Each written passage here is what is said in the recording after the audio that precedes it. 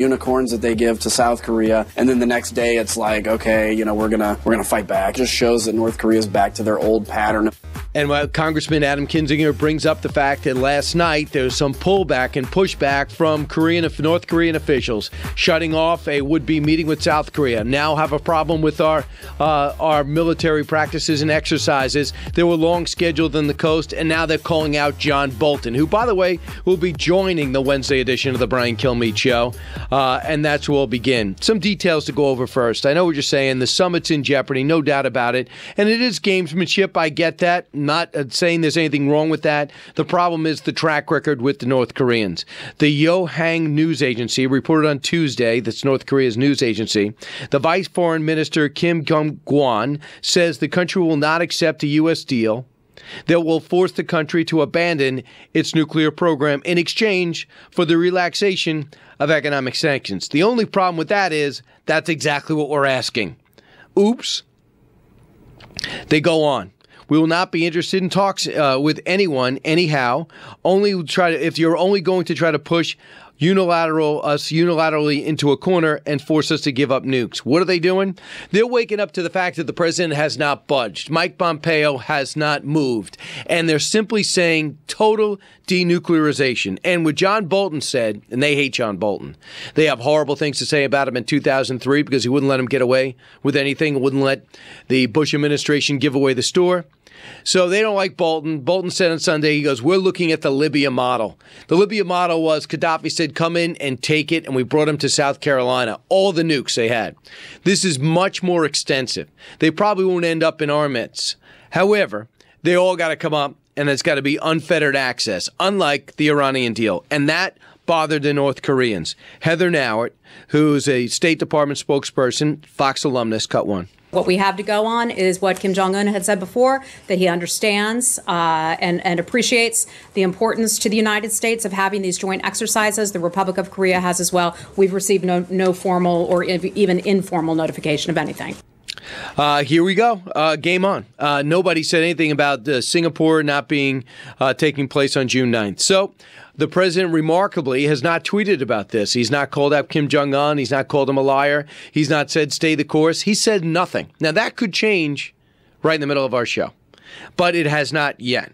So, as usual, the people that could not believe the president made this type of progress, that wanted to rip him for actually moving the embassy, which 3 presidents promised but didn't deliver, wanted to point out that Hamas, now they see a sympathetic, they have a sympathetic eye towards Hamas because the president is the alternative, and that is to praise him.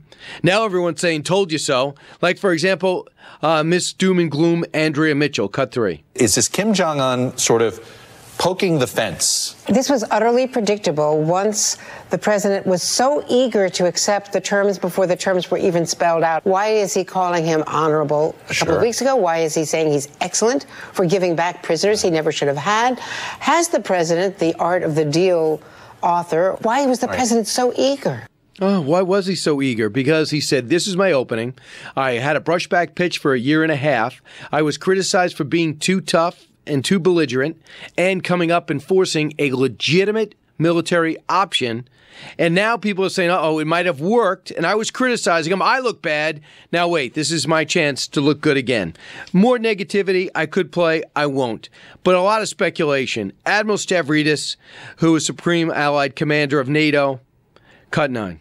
So it's the personalities, I think, are going to be part of the problem. Number 2 would be John Bolton over the weekend saying, well, I think what we have in mind is the Libya model. So if you're Kim Jong-un, you remember that Gaddafi dies in a drain pipe shot by his people after giving up his nukes. Strike 3 is when we say to them, we demand total denuclearization immediately, the chilling effect on the negotiation is profound. Admiral, I have to disagree with you. Number 1, they never liked John Bolton. Number 2, there's a role of China here. I think that there's a reason they had some substance to talk about a week ago, and China did not like not being in control here.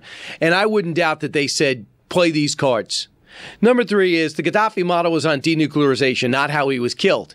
However, there's an excellent chance when you start easing the DMZ, pulling back from the 38th parallel, taking some guards back and rolling up the barbed wire, a lot of people are going to say, I might not have to live my life with a tapeworm in my intestines. I might have to live my life where I could actually have more than one meal a week. I think I'll go to the other side, thank you. There's an excellent chance of that happening. And maybe China sees that because they looked at the West German, East German model, and they didn't expect that to collapse, and that did. Things take a life of their own, and they backed out. 1-866-408-7669. Where we go from here, what we learned yesterday from the primaries, we'll discuss that with David Avella shortly. And we'll also talk about the Mueller investigation. There's a meeting behind closed doors with Clapper and Brennan and the former head of the NSA, Rogers. And they're going to have to try to verify some of their stories and their actions leading up to the election of 2016 and before they left. I'm fascinated to see a lot of the blowback that's taking place and justified. And one of the reasons it's happening is because you have a president that's fearless. If he feels he's being unjustly accused, he'll be relentless. He's motivated Republicans to do a lot of the investigating and the pushing. The biggest letdown to date has to be who the president decided to put in his Justice Department. They've been massively overwhelmed and underperforming. That's my opinion. 1-866-408-7669. We'll get to both those things, bring you inside Washington. Don't move. It's an exciting edition on the Wednesday edition of the Brian Kilmeade Show. It's Brian Kilmeade.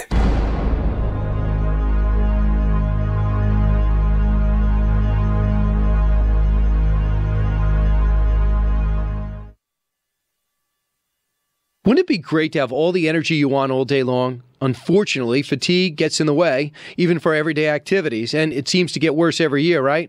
Here's why. When you're 20, your body has a natural ability to maintain healthy circulation. But by age 40, that ability decreases by half, and that leaves you feeling tired. So, what can you do to increase the youthful, natural circulation and fight fatigue? Drink Super Beets, that's why. Super Beets promotes the body's own natural ability to produce healthier circulation for increased energy and stamina all day long. Only Super Beets is made from beets grown to exacting standards that's concentrated into superfood crystals. So, if you want to increase your own natural energy, call 800-541-2516 or go to bryant'sbeets.com. With your first order, you get another 30-day supply of free Super Beets. Yup, Super Beets for free, plus indicator strips to see how Super Beets is working for you and in your body. And free shipping. Call 800-541-2516 or go to bryant'sbeets.com today. Hi, I'm Bob Vila. We're all looking for ways to simplify our lives. For small businesses, there's the Cabbage Card. The Cabbage Card is linked to a line of credit of up to $250,000. Apply online and get a quick decision. Visit Cabbage.com or call 855-CABBAGE to get $100 back when you take your first loan. That's 855-CABBAGE with a K. Credit lines and pricing are subject to periodic review and change. This is not a revolving account. Individual requests for capital or separate installment loans. All Cabbage business loans are issued by Celtic Bank, the Utah Chartered Industrial Bank, member FDIC. Do you have an idea for an invention or new product? Do you think companies would be interested in your idea? Do you want to try to get a patent? Then call InventHelp now. InventHelp keeps your idea confidential and explains every step of the invention process. Join the thousands of people just like you who chose InventHelp to pursue their idea. We are experienced. We are working for you. We are InventHelp. Get started with your idea. Call for free information. Call us at 1-800-545-0785. That's 1-800-545-0785. Keeping you informed and up to date. Get my news quickly, and it's much easier to get it on the radio. St. Louis's home of Fox News. Get all my information at once. It's the quickest way to get it. FM News Talk. Get it on the radio. 97.1.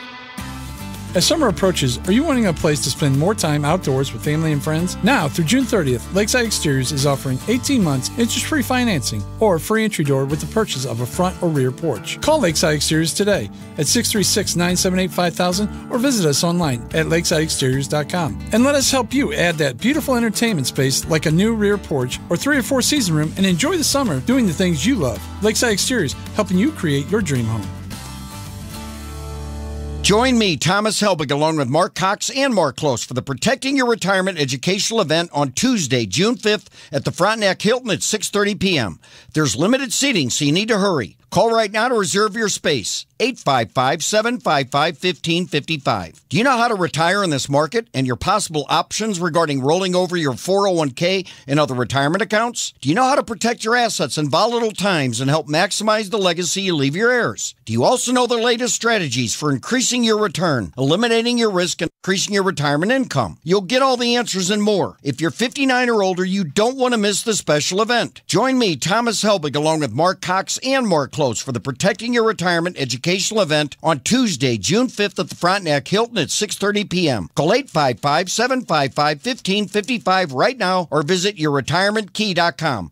Once again, that's 855-755-1555 or visit yourretirementkey.com. This is Joe Cordell. I'm here to talk to you about an unpleasant but an important subject, and that's the subject of divorce. If you're in a good marriage, or even a marriage that's not so good but that can be saved, then you can tune out for the next 60 seconds. Now I want to speak to the guys that are still listening. Odds are you're like a lot of guys. You've worked hard to get ahead. You have a nice home, some savings, a solid retirement plan, and children that you love more than life itself. Yet despite your thoughtful game plan, you're now facing a divorce that you can't avoid. That's where we come in. Cordell & Cordell makes it its business to focus on representing men in your situation. Contact the domestic litigation firm of Cordell & Cordell to schedule an appointment with one of our firm's St. Louis area attorneys, a partner men can count on. 314-725-0000. Online at CordellCordell.com. That's CordellCordell.com. Offices in Chesterfield, St. Charles, Arnold, Edwardsville, and Belleville. The choice of a lawyer is an important decision. It should not be based solely upon advertisements. Cordell & Cordell, 600 Kelwood Parkway, Suite 310, Chesterfield, Missouri, 63017. Sean Hannity. The economy's roaring back. Millions of jobs created. And you may ask yourself, weeknights 7 to 9. How did I get here? We can thank Donald Trump. Well, that's good news. On FM News Talk 97.1. Hey, it's Brian Kilmeade with great news. Now you can get 97.1 in 2 additional places on the dial. FM 98.7 and AM 1490.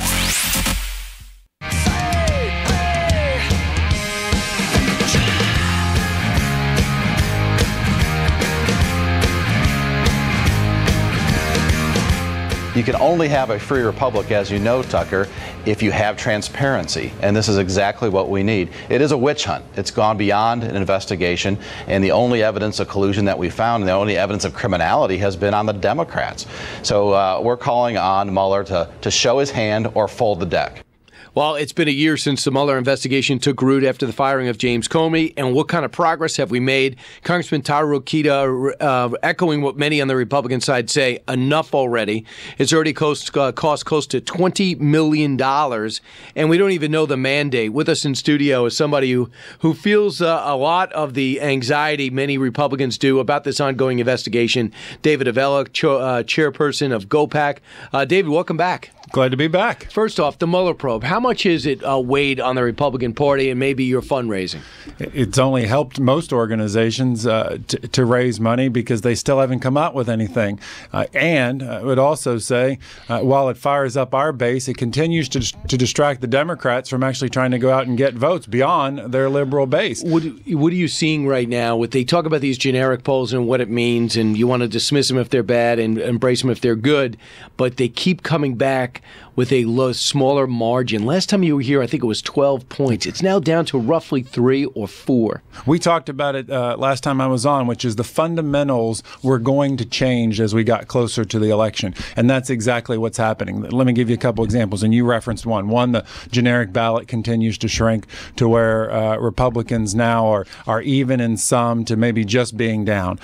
2, look at the fundraising and the amount of money that the Republican National Committee has over top of the Democratic National Committee, particularly as you look at small dollar donors and the enthusiasm they have towards Republicans, which is very good. 3, look at last week's election results, and we're still seeing what happened last night, but the election turnout for Republicans was way higher than Democrats in Ohio and in West Virginia and in Indiana. And why does that matter? Because every one of those states have a U.S. Senate race. And I would say this to you, if we don't pick up 2 or 3 Senate seats this cycle, it will be a shame and a missed opportunity. It will, and before it's been self-inflicted wounds, putting out candidates with a lot of flaws. That's right. And you could have had Harry Reid out of there, and he wasn't, and you could have had Missouri and Indiana, and it didn't happen. So now you have a situation where you had a few elections I want to key on. In Pennsylvania, it's got Republicans specifically worried because the redistricting gives Democrats an additional shot there at a lot of seats they didn't think were vulnerable. In fact, they say that if it even breaks 9-9, you could lose balance of power in the Senate. One that stood out with you is Lou Barletta, a congressman who wants to be the next senator from Pennsylvania, taking on Senator Casey. Do you think Barletta, besides having the president's backing, has the ability to win the state? Yes. Why? This may well be the upset election of the cycle. Barletta matches up well with the profile that ultimately voters wanted when they elected Donald Trump, and he won Pennsylvania.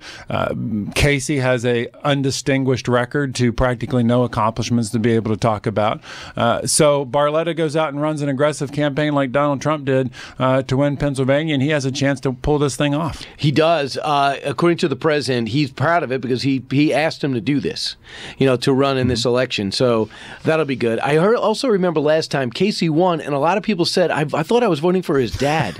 And it's true. I mean, even though he's won a few elections since then, that might be something you might want to point out. Sure. Well, he wouldn't be the first person that won that way, Republican or Democrat. But more importantly, it's what messages are Republicans talking about versus what message are Democrats talking about. Democrats want to tell you everything that's wrong with what's going on in the country versus Republicans, which talk about we've put more money in your paychecks with tax cuts. The economy's humming. You have better opportunities for job creation, which gives you more opportunities to improve your lot in life. The country is safer, whether that be in all of this talk about North Korea. Look, here is the bottom line.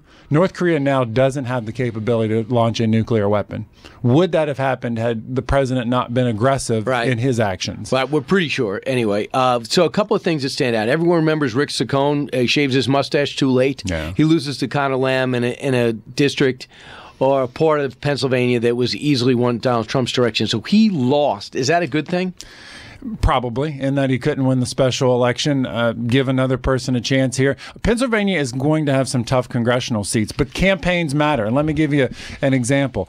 There was all this talk in California about how they were going to pick up all these House seats in California. And 2 seats they had targeted. One was Darrell Issa, who I know is a friend of this show, that they were going to pick up his seat. Well, now, because of the primary system they have where the top 2 make it to the ballot, now it looks like 2 Republicans are going to be on the general election ballot. And that's happened in not one but two congressional races. So all of this talk about, Democrats are going to have this huge sweep, the numbers and the fundamentals don't suggest that. Well, it's interesting because history does. As you know, after a big election and a president wins, they usually spank them in the midterms. Except when there's 3 times in our country when the economy has been as strong as it is now. 1 time, no seats were lost. 2 times, the incumbent party lost 10 seats and 15 seats. If Republicans in the House lose 10 seats or 15 seats, we keep the majority. Yesterday, what else stood out? A lot of women were running. They're running onto the ballots. Also, you seem to have not got the Roy Moore selection that is might be a nice guy, but impossible to elect or makes you vulnerable. What other states, what other congressional races stood out for you? I think you look, let me take it one step down from the congressional, though that had examples as well. But you look at the state legislative level, and moderate Democrats got defeated by more progressives. What does that mean for you guys? Well, that's good for us because Americans have shown time after time they're not electing progressives, including the message Hillary Clinton put out in 2016. So there's 2 themes that people believe will help Republicans, maybe not help the country, but the talk of impeachment and making Nancy Pelosi Speaker again. She made it easy by saying, I want to be Speaker again. A lot of Democrats are choosing to say, I will not vote for her. But the talk of impeachment, Maxine Waters never stops talking about this. Why does that work perhaps for Republicans? Nobody wants to see if you're a Republican, see the president get impeached. It ultimately hurts the whole ticket, and it would ultimately hurt the country.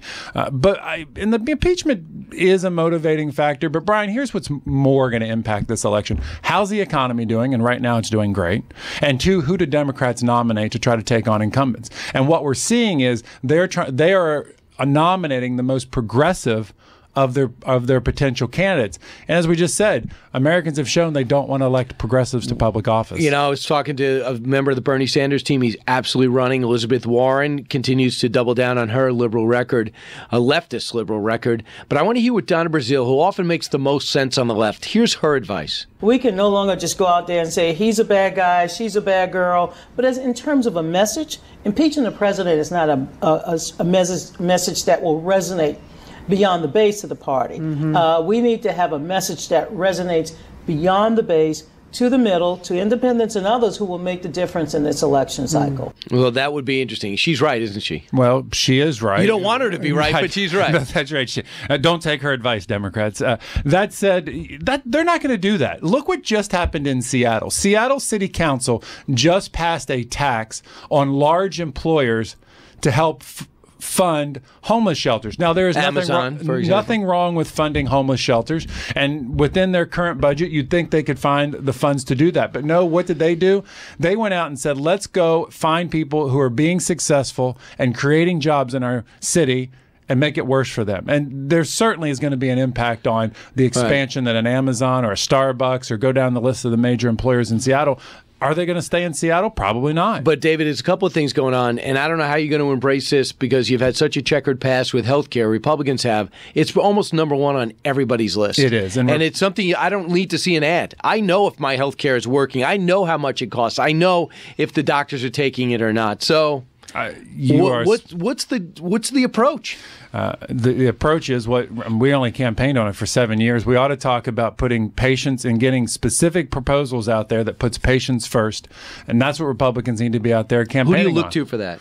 I mean, does that come from Ronna Romney? No. Yes, I mean. People are going to look at the candidates. They don't, and I say that not disrespectful to Ronna. Ronna's not on the ballot. The people they're going to look to is the people on the ballot. So candidates have to get out there with their ideas of how do we put more choice into consumers' hands. How do we get more transparency? You saw it this week with Secretary Azar and the president last week about why can't Americans be able to see the cost of the medicines that they're paying for? Why does everything have to be kept in secret? Those are the things that Republicans should be out there talking about. Yeah, we saw that roll out. Let's see if it could be consistent across the board. If someone in California is saying something different from Texas, they'll say the Republicans got to get their act together. Look, there's the debate then would be on the Republican side about, hey, we actually have ideas. David Avella, thanks so much. GoPack is where you find him. Thanks, David. Jonathan Swan next.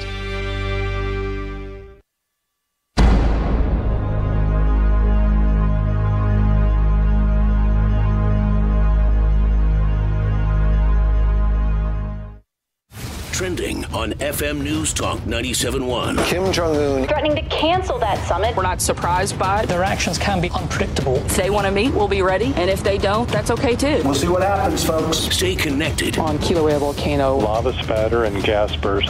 This gas is very poisonous. That's the biggest scare, is that gas. FM News Talk 97.1. How many Palestinians have to die? Younger, smarter. Both sides should aim to stop the violence. Better. 97.1 News Time is 11:30. Good morning, I'm Tony Colombo. Currently, the Dow is up 1 and the NASDAQ is up 1. State Auditor Nicole Galloway sent a letter to the governor's office yesterday asking whether state funds are being used to pay for private attorneys to represent Missouri Governor Eric Greitens during the special session of the General Assembly. The governor's office released a statement saying the attorneys will be paid out of the office's budget. Governor Greitens has appointed Thomas A. McCarthy of St. Louis as Associate Circuit Court Judge for the 22nd Judicial Court, which covers the city of St. Louis. He will replace Judge Scott Milliken, who was appointed to the circuit bench last month. The Missouri Senate passed a tax bill yesterday that would lower the individual rate from 5.9% to 5.5% starting next year. That rate could eventually drop to 5.1% if the state brings in enough revenue. The bill now goes to the House. This news update is brought to you by Smart Mouth. Eliminate and block bad breath with Smart Mouth Oral Rinse at smartmouth.com. Listen to why Alan from Glen Carbon trusted Michael Mohan from Community Mortgage with his home purchase. We had a complicated situation. We needed a loan to purchase the home that we were living in. And because of these circumstances, I really didn't know which way to turn. And I heard his commercial on the radio. So I just thought, I'm going to give him a call. I was impressed from the moment we began to talk, and from step 1 through step 10, everything worked out perfectly. We got a 15-year loan, which was right where we wanted to be, and the interest rate was fantastic. There's a lot of people that do what Michael does, but he adds a professionalism and is able to create an atmosphere of friendship. It puts a person at ease. Everything was done, and he pointed to a number, and he said, "You see that number?" And it was a 0, just like his commercial promised. Call Michael Mohan at Community Mortgage, 314-336-6050, or at CommunityMortgageSTL.com. Community Mortgage LLC, NMLS 224143 and 250353. The best advice for wise investing is to ask questions, no matter how basic. Before you hand over your hard-earned money, ask questions about the background of your investment professional and how you are investing your money. This is Secretary of State Jay Ashcroft. One of the most important steps you can take when investing is learning to detect potential investment scams.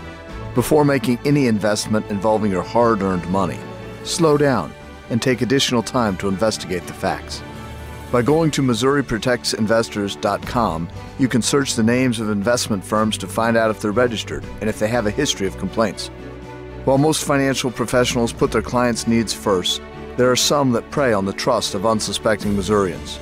To protect you from becoming a victim of financial fraud, our office has formed the Vulnerable Citizen Services Unit, and we use the full extent of the law to go after those trying to harm Missourians' financial security. Investigate before you invest at MissouriProtectsInvestors.com. Hey guys, Glover here for my very good friends at Window World. Man, these guys have been with me for a long time, and I am so proud and privileged to represent them. Every year we get together, usually once a year. A couple good North County boys own the Window World here in town, and I say, who's your big competition? And this latest time they looked at each other and smiled, and they said, Dave, we really don't have a lot of competition. The guys, the solo guys riding around in their truck, God love them, with a magnetic sign on the side of their pickup, but no big companies because we're just that good. Whatever rating agency you go to, they're just so highly rated. They are absolutely dedicated to customer service. They do these fantastic replacement windows. They're so durable, you can actually stand on them. That's one of the kind of little gimmicks that they have. So call them. Make sure you mention me to get the very best of everything. 314-993-1800 or windowworldstl.com. 314-993-1800.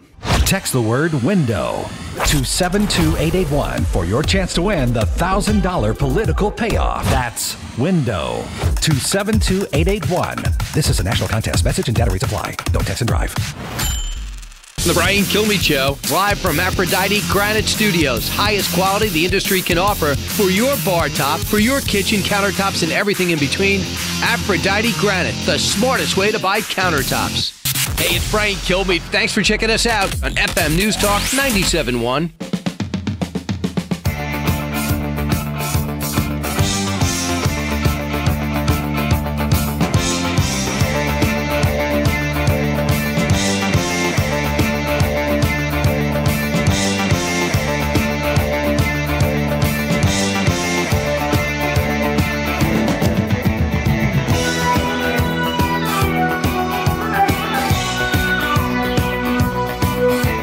The talk show that's getting you talking. You're with Brian Kilmeade. President Trump is not going to be buffaloed by discussions like this. President Trump is very clear-eyed about what's happening. I continue to be skeptical. But this is the best opportunity we're going to have to get them to get rid of their nukes in a peaceful manner. But the president knows, as he said, may work, may not. He's committed to trying to make it work, but he's not going to be taken in. And that is some of the fallout from North Korea's pushback, and it's hard to figure them out on the best day, let alone their worst day. John Barrasso, senator from Wyoming, coming in saying, listen, if it's a summit's not going to work, it's not going to work. It was going remarkably smooth until the North Koreans suddenly have a problem with military exercises to stop their meeting with South Korea. Now they have a problem with what John Bolton said on Sunday. My hunch, and some of the administration have revealed that they believe China might be behind it, something they said last week. And it might be, too, that Kim Jong-un is just getting cold feet because he knows we have made it clear our demands going in. But what's going on inside the White House, Jonathan Swan knows as good as anybody. He's with Axios, one of the premier reporters in D.C. Jonathan, welcome back. Thanks, Brian. How are you? I'm good. I mean, to a degree, I'm surprised that we're here today after you set a time and a place, and we get 3 hostages back out of nowhere. Oh, Kim Jong-un's got a problem with military exercises and the other thing I mentioned. What's it like in the Oval Office? Remarkably, there's no tweeting yet. Well, I think there's a lot of caution. And so one of the smartest guys, his name's John Delury. He's based in Seoul. He's very well connected in the South Korean government. He's a professor over there. And he points out that the original statement by the North Korean state media outlet, KCNA, this is a pretty low-level and kind of testing the waters statement. It's not attributed to Kim Jong-un, who's got a lot riding on this diplomacy, and it's not even attributed to the military. So it actually seems, as you said correctly, you can never know what's in this guy's mind. No one does, not even our best intelligence analysts in Washington. But it is a low-level statement. It's not from Kim Jong-un himself. So I think the White House is taking a very cautious approach to this, and there seems to be, anyway, at this moment, nothing's changed, full steam ahead. They knew about these exercises, and we're just going to see what happens. Trump has always said that, we never know, you never know what's going to happen, we're going to try. So I believe that they're just going to steam ahead without sort of overreacting to this statement. Well, I mean, is this a low-level vice foreign minister? North Korea's vice foreign minister says we will not be interested in talks anymore if they only try to push us unilaterally into a corner and force us to give up nukes. That's not that low level. I was referring to the original statement. Okay. I think that when they really want to escalate it, they have Kim Jong-un himself in his own voice, and you can see the language that he likes to use. It's very aggressive, very bombastic. So it does still seem that they're just prodding and poking and testing, and it's, if they can't do this, everything's conditional. They haven't actually laid down the line. We'll know when they're really serious about canceling this with these talks. And talk about, too, the president not tweeting anything this morning at all. I don't remember the last time I saw that. During the week? Has he tweeted? No, he tweeted 29 minutes ago. I'm just checking his Twitter feed. He's up. He's up, Brian. Yeah, he got up? Well, the guy never sleeps. What did he tweet, Eric? Do you know? Or Pete? Did he tweet anything about you? One about Lou Barletta, nothing about me. He said the Washington Post and CNN have written false stories about China. We haven't seen their demands. Nothing's even started yet. And I think this is actually really fascinating because he said the meetings haven't started yet. The meetings have started, but in Trump's mind, the meetings don't really start until he's in the room. And so 2 weeks ago, his team went over there, met with the Chinese, and the Chinese gave them a set of demands, which the U.S. team, Bob Lighthizer, Peter Navarro, Larry Kudlow, thought were completely ridiculous, these Chinese demands. They take them back to Washington, and Trump says, we haven't even started yet. And so this is what you hear from people internally is you can't take anything seriously until Trump himself is in the room. The meetings are effectively meaningless until he actually gets in the room and sees them face to face. But, that telecommunications company, which is flat on its back, violated sanctions in North Korea and Iran. Now the president's talking about maybe helping his good buddy out. I know there's a method to the madness, and everyone traditionally overreacts that hates Trump or underreacts that likes Trump. I get that. Right. But we know this is a first play. He wouldn't just do that unilaterally. He understands the downside of that, right? I believe so, although there is real concern on Capitol Hill, particularly that he's wrapping it together as part of a larger trade deal. And what they want him to do on Capitol Hill is to say, no, this is a national security issue. ZTE, which is the company, is, certainly within the intelligence community, believed to be a spying arm of the Chinese government and also has violated sanctions, as you noted, by doing business with North Korea and Iran. They want that to be totally separate from any trade and economic conversation that Trump has with Xi. But at the moment, anyway, Trump has tied the two things together. And when you talk to White House officials, there is a level of discomfort about that, not only on Capitol Hill, but also within the White House. Very interesting, because we did see NAFTA negotiations seem to be at a roadblock. And I thought NAFTA would be a way to say, look what I've done in April and May. And now it looks as though we're going to go that deadline that Paul Ryan put out there is going to be passed. And now it looks like nothing's going to get done in 2018. That was the report in the Wall Street Journal today. What do you hear?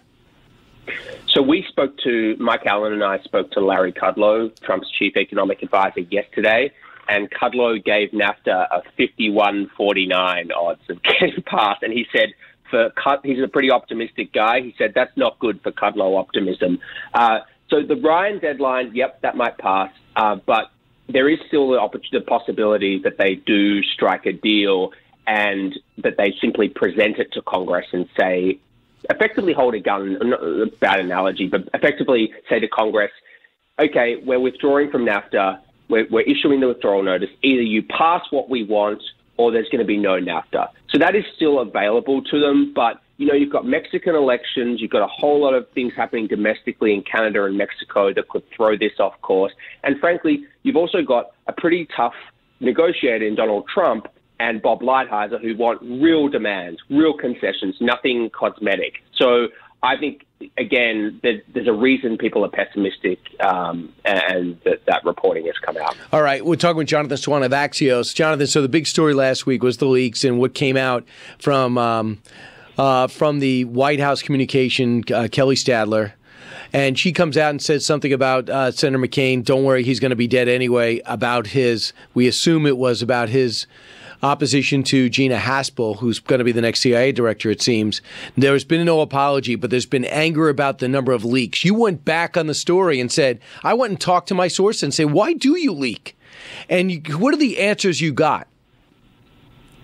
Yeah, so it was funny because we did a story on Saturday, which was a leak. They held a meeting to basically take everyone to task, Sarah Sanders, for leaking. And she said at the start of the meeting, and I bet you this meeting leaks too, and that's just disgusting. And that was the lead of my piece on Saturday. And I said, here's what happened next, according to 5 sources in the room. So that meeting about leaks leaked. And so then one of my boss, Jim Vanderhyde, said, why do these people leak? And he had all these theories. And I said, well, maybe I'll just ask them. Why not just see if they play? And so a few people did. And it's all sorts of reasons, everything from personal vendettas to when they want to kill a policy. If they lose a policy fight internally, their last chance to kill it is often through the press. And another reason that people tend to leak internally is that they feel that they're not being heard, or, there's all sorts of petty grievances.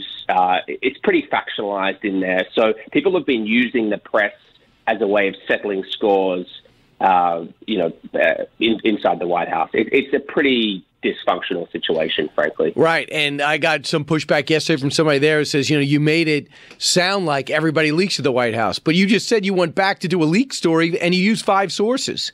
Raj Shah said this. Did I get that wrong? No, you're right. Okay, here's what Raj Shah said. The matter is going to be addressed, has been addressed internally, but what I will say is that when you work in any work environment, you with your colleagues at NBC or elsewhere, if you aren't able in internal meetings to speak your mind or convey thoughts or say anything that you feel without feeling like your colleagues will betray you, that creates a very difficult work environment. I think anybody who works anywhere could recognize that. So there you go. No question. If I want to speak my mind and say, I got a real problem with the way General Kelly got a real problem with the way you run your staff, if I know that's going to get out to Jonathan Swan in 20 minutes, I'm not going to say it. So you have a meeting in which you feel as though you're being watched. Look, obviously I'm on the other side of this, but it's hard to disagree with a single thing that Raj Shah said in that quote. I mean, it's all factually accurate. Like, that is the state of affairs internally. People go into meetings now wanting to keep their mouths shut because they're worried that what they say will be leaked out.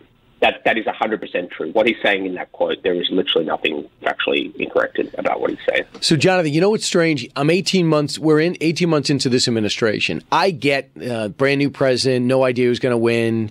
Reince Priebus has never done this before. I get it. But now with all the rotation that's been much widely reported, all the changes in faces, these are pretty much Donald Trump's people by this point. It's not Sean Spicer, the so-called outsider. It's not Reince Priebus overwhelmed. Now you got a general who was asking for everybody's phone. You have, Sarah Huckabee Sanders' loyalty. I think as the day is long. You have all these people around that the president is comfortable with Kudlow there. There's no Gary Cohn saying this guy is crazy. It's Kudlow saying, I know he's crazy, but he's my kind of crazy. And I like him and I understand him. With all these people that get Trump, I'm surprised this is still happening without risking your sources. Can you tell me why overall you think this is happening?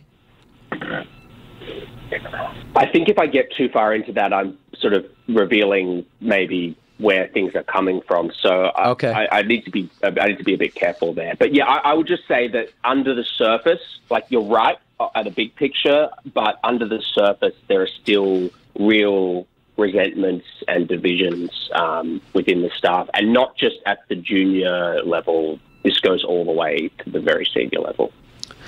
Jonathan Swan with Axios. Jonathan, couple more questions. Number one, we're 1 year into the Mueller probe. Overall, how much of a distraction has this been? How much different would this White House be without it?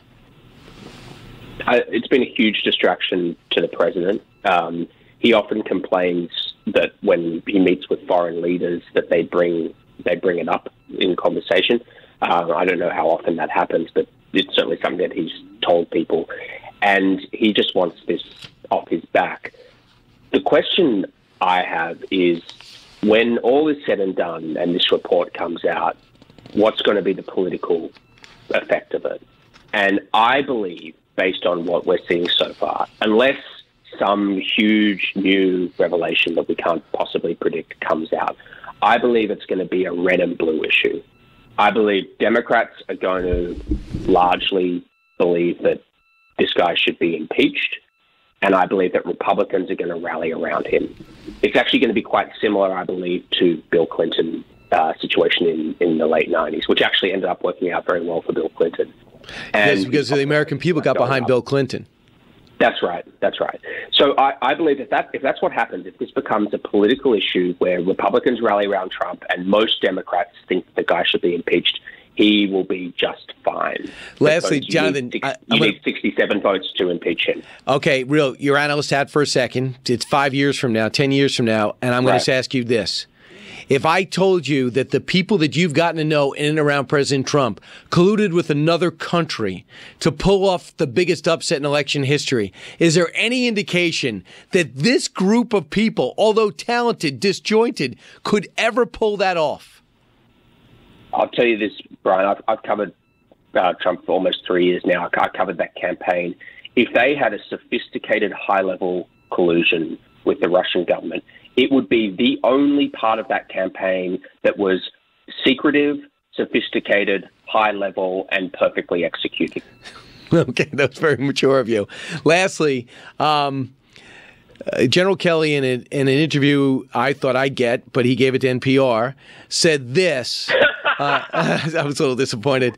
I know, but said basically, I wish I was here from day one. As challenging as his job is, I wish I was here from day one. That question was put to Spicer by Martha McCallum. Here's what he said. I have a ton of respect for General Kelly and his service to our country. I'll leave it at that and just say that the first 6 months, we had a disruptor coming into this White House who hadn't served in politics before. He wasn't a politician. He brought in a team that really was able to shake things up, and we had some bumpy roads, but we did a lot to succeed for this president and his agenda. I'm proud of the work that we did over those 6 months, and I think everybody in the White House should stop worrying about what happened in the past and focus on the future and what the president's doing to keep our country safe and make everyone live a better, healthier, and more prosperous life. Same question to you. Would it have been different if Kelly was first and not Priebus and Spicer? No, I agree with Sean Spicer. I think that at some point Kelly's got to take full responsibility for, he's been chief of staff since August last year. Okay, maybe he would have set different systems in place. Maybe he would have booted Steve Bannon out earlier and various other people. But at some point, I think you've got to stop saying, well, I inherited a mess. Yeah, you inherited a mess, but you inherited a mess in August 2017, and now we're in May.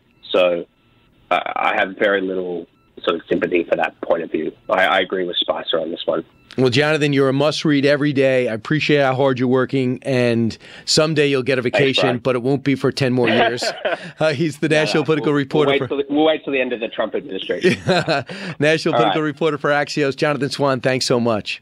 Thanks, man. 1-866-408-7669. Brian Kilmeade here, the Brian Kilmeade Show. Your calls next. Don't move.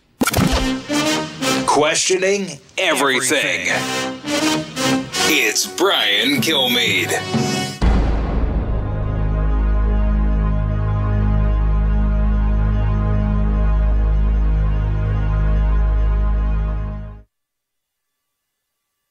Tucker Carlson. There's just so much barking and noise and yelling. Our role is to take 3 steps back and discern what really matters. Sean Hannity. The most important thing that we do, we are looking out for the forgotten men and women in this country. Laura Ingraham. They're going to get a straight shooter, no holds barred. I'm not going to cut people slack. Fox is the one place where dissent is allowed. We have voices. We won't be silent. Who controls my voice?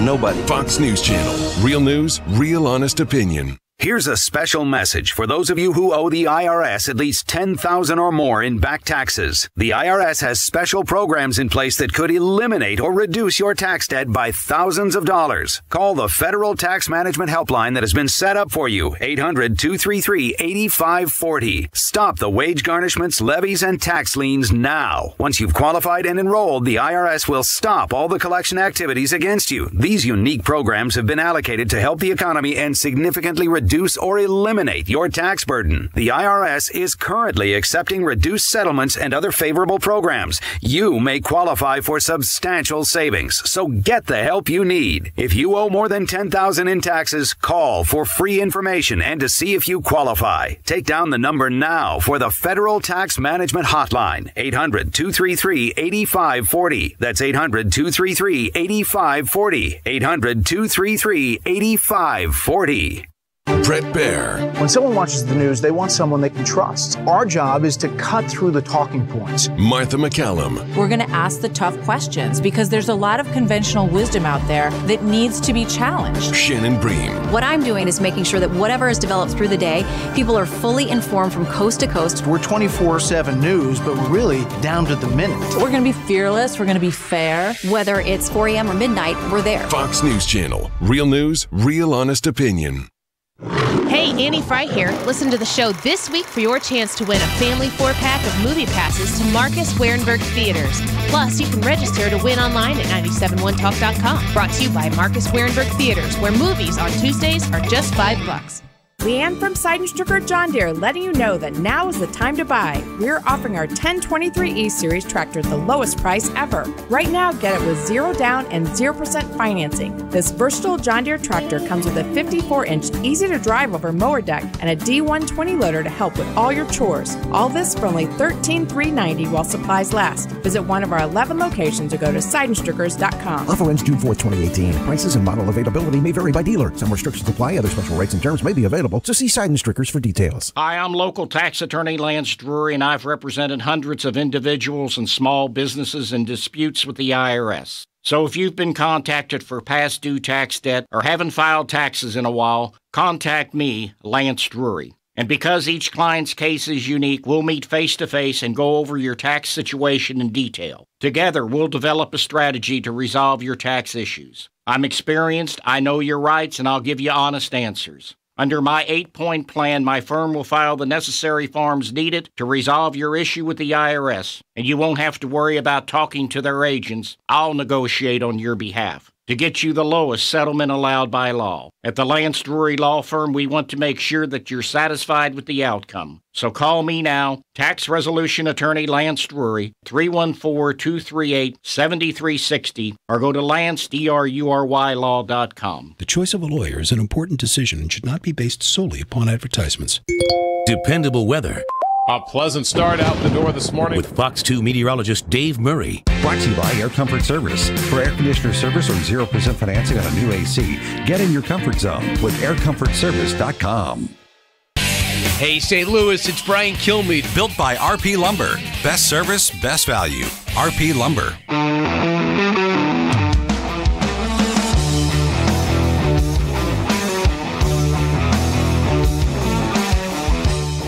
Check this out. Rudy Giuliani said that lately Trump has only been eating half the bun on his burgers to be healthier. And also because Trump knows that if he grabs a full bun, he's going to owe it $130,000. So there you go. But you know what? I did think about this. You know, President Trump looks in better shape. I bet you he dropped like 15 pounds. Don't you think? Maybe he's eating the salads at McDonald's instead of I don't think he's doing that. I don't go crazy. But, I mean, I think that it bothered him, everyone talking about his weight. Who wouldn't? I mean... He got massacred when he had his physical. I mean, that was just horrible how everybody was saying, oh, that's healthy, when they were talking about his, fat index whatever it said. I mean, they crucified the poor guy. They were acting like he was this big blob. But here's the thing. The guy's actually an athlete. I know not only is he a good golfer, he's actually a good athlete. So he played soccer. He played baseball. He was very good. And I think that he just didn't care much about working out. And now we're at the age where everybody's working out. And now people are commenting on it. So give him one less thing to worry about. And by the way, he's the only person I know that everyone feels comfortable just commenting on his weight. That and Governor Christie, which is crazy. Hey, thanks for listening. Keep it here, The Brian Kilmeade Show. Go to briankilmeade.com. Sign up for Kilmeade Condensed. Recaps every show like this. Martha McCallum. We only have an hour with our viewers every evening. We want to make it count for them. We want them to know that they can trust us. So we do our homework. We try to cut through the noise. We try to cut through the hysteria. We're not here to jump on a bandwagon. We're here to drill down on the facts. We know that we live in complicated times. We want to peel that back, and we want to give everybody a sense that when they come to us, we will give it to them straight. On Fox News Channel, real news, real honest opinion. Tucker Carlson. There's just so much barking and noise and yelling. Our role is to take 3 steps back and discern what really matters. Sean Hannity. The most important thing that we do, we are looking out for the forgotten men and women in this country. Laura Ingraham. They're going to get a straight shooter, no holds barred. I'm not going to cut people slack. Fox is the one place where dissent is allowed. We have voices. We won't be silent. Who controls my voice? Nobody. Fox News Channel. Real news, real honest opinion. I think you love that car more than you love me. Oh, how can you say that? You hand wash it, you hand wax it, you listen to the same music. Pure coincidence. I just hope your insurance company feels the same way about it as you do. They do. I'm one happy camper. Maybe that's the reason so many people come to Shelter for their car insurance. We have great agents who are nuts about cars. We're competitively priced, and our claims people are fast, fair, and friendly. To find an agent near you, go to shelterinsurance.com. We're your shield. We're your shelter.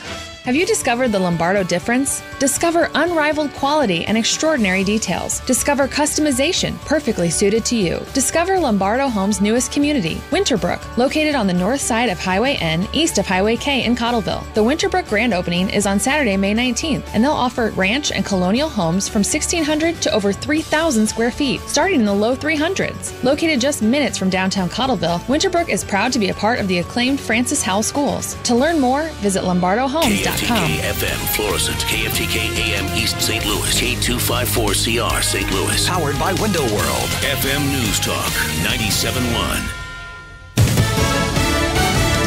No change on President Trump's calendar. Lisa Brady, Fox News. He's getting questions, though, about North Korea possibly scrapping a summit and whether they're bluffing. Fox's John Decker, live at the White House. During an Oval Office meeting with the president of Uzbekistan, President Trump was asked by reporters whether the planned summit with North Korean leader Kim Jong-un will still take place on June 12th in Singapore. We haven't seen anything. We haven't heard anything. We will see what happens. North Korea, through a senior foreign ministry official, threatened to pull out of the summit, accusing the U.S. of harboring sinister intentions. If the summit does take place, the president said the U.S. will insist on the denuclearization of the Korean peninsula. Lisa? Thanks, John. Costly fallout from the worst sex abuse scandal in sports history as Michigan State University reaches a settlement with victims of Larry Nassar. Fox's Jeff Manasso is live in our Midwest Bureau. Lisa, the $500 million settlement for women and girls who were sexually abused by the school's former sports doctor, Larry Nassar, who also worked for USA Gymnastics. Both organizations are accused of ignoring complaints for years. Under the terms of the deal, $425 million will be paid to 332 survivors. $75 million will be set aside for future claims. Nassar's been imprisoned, likely for the rest of his life. The case also led to firings or resignations of top MSU, USA Gymnastics, and other officials. Lisa. Thanks, Jeff. Police in Texas just confirming that 6 people have been shot at a home in Ponder, a small town northwest of Dallas. 5 are dead. The lone survivor hospitalized. Police say the initial call was for a self-inflicted gunshot wound, and they say they're not looking for any suspects, but no other details yet. Fox News, fair and balanced. On the next episode of Recipes for Disaster. So we've got our neighbor Paul coming over tonight for a barbecue, which is why I prepared a delicious lemon rosemary steak marinade from my special collection of old family recipes. To make sure the steaks are extra tender, I left them marinating out on the counter overnight, just like Nana used to. Maria may mean well, but without food safety, it never ends well. Always thaw or marinate foods in the refrigerator at 40 degrees Fahrenheit or below, or you could make your friends and family really sick. Maria's neighbor Paul didn't think twice about the steak he ate until he was presenting his company's financial forecast to the board. That's when a sudden bout of food poisoning made it explicitly clear that profits weren't the only thing on the rise. Watch Recipes for Disaster at foodsafety.gov. You'll learn the right steps as Maria does everything wrong. Brought to you by the USDA, HHS, and the Ad Council. 97.1 News Time, 12:03. Good afternoon. I'm Tony Colombo. Attorneys representing Missouri Governor Eric Greitens met today with members of a special House committee that has been investigating allegations against the governor. Greitens' lawyers want to publicly question the woman who he had an affair with, as well as any other witnesses whose testimony could be used to try to impeach him. Missouri American Water has received state approval to increase water rates in St. Louis County and parts of St. Charles County. The average St. Louis County customer will see a monthly increase of about $5. In St. Charles County, it will be about $4, and some customers will receive their bills monthly rather than every 3 months starting this summer. The Missouri Senate passed a tax bill yesterday that would lower the individual rate from 5.9% to 5.5% starting next year. The rate could eventually drop to 5.1% if the state brings in enough revenue. The bill now goes to the House. This news update is brought to you by RP Lumber, best service, best value. Now you can get our 97.1 News flash briefing on your Alexa smart speaker. Just install the FM News Talk 97.1 skill on your Amazon Alexa app. At Meineke, they believe taking care of your car shouldn't take over your life or your wallet. Now get a basic oil change for only $19.95. Plus, sign up for Meineke Rewards to receive free towing and other auto care perks. Book your appointment online today at Meineke.com. Meineke, on with life. Mike Capel here, serial entrepreneur. Small business owners are do-it-yourselfers. When my business was new, I couldn't afford an attorney, but I needed a contract written. So I wrote my own 5th grade version of a contract. I wouldn't recommend doing this because, yes, you guessed it, my contract actually got tested in court. Federal court. Surprisingly, the judge literally said my 5th grade contract was the best contract he had ever seen. Can I have an amen and hallelujah? But trust me, contract writing is not a do-it-yourself task. Running payroll, however, is. My 5th successful company, Patriot Software, helps small business do-it-yourselfers run payroll without needing to be a payroll expert. Whether you have 1 or 100 employees, we make running payroll easy and provide free support. Go to patriotsoftware.com. Use promo code RADIO and get 2 months of payroll free.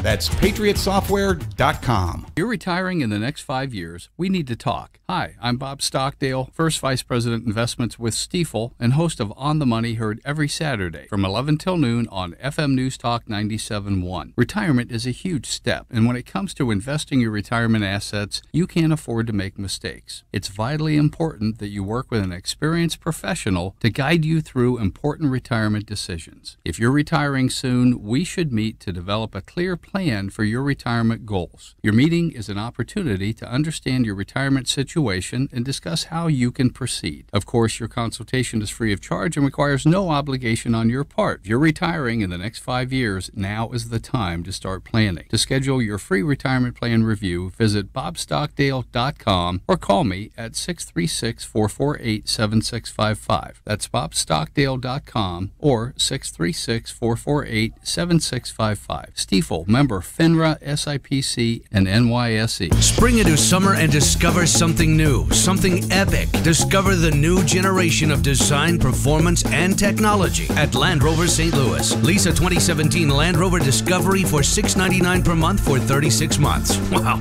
that's an epic deal. And Plaza Land Rover is the place to get it. Welcome to the new age, where your adventure awaits, and it's gonna be epic. Land Rover St. Louis, a Plaza Motor Company on Olive Boulevard in Creve Coeur. Zero security deposit, lease is $29.99 down plus taxes and fees, 10K miles per year. We're here at the Trane Heating and Air Conditioning Testing Facility to see how unstoppable their products really are. Inside this climate chamber, it's raining incredibly hard on this Trane AC unit. Clearly, it's hard to stop a train. Now through May 31st, bring home unstoppable. Choose special financing for 48 months or up to a $1,000 trade-in allowance on a qualifying Trane system. Visit TraneInfo.com for complete program eligibility, dates, details, and restrictions. Subject to credit approval. Trane, the most reliable heating and cooling brand. The Annie Frey Show. This hour brought to you by the Rick and Tracy Ellis Real Estate Team. Heard right here on 97.1, Saturdays at 9 and Sundays at 10. Visit TracyEllis.com. That is exactly what I needed to hear. Thank God someone here knows what they're talking about. That's us. That's right. Gotta love this American ride. All right, you need to take the time and get the full picture.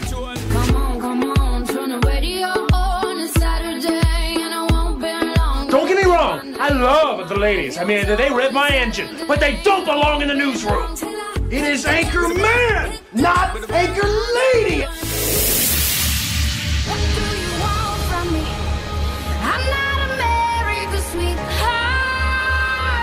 Goodness sake, kid. Keep your voice down. Your father's listening to the radio.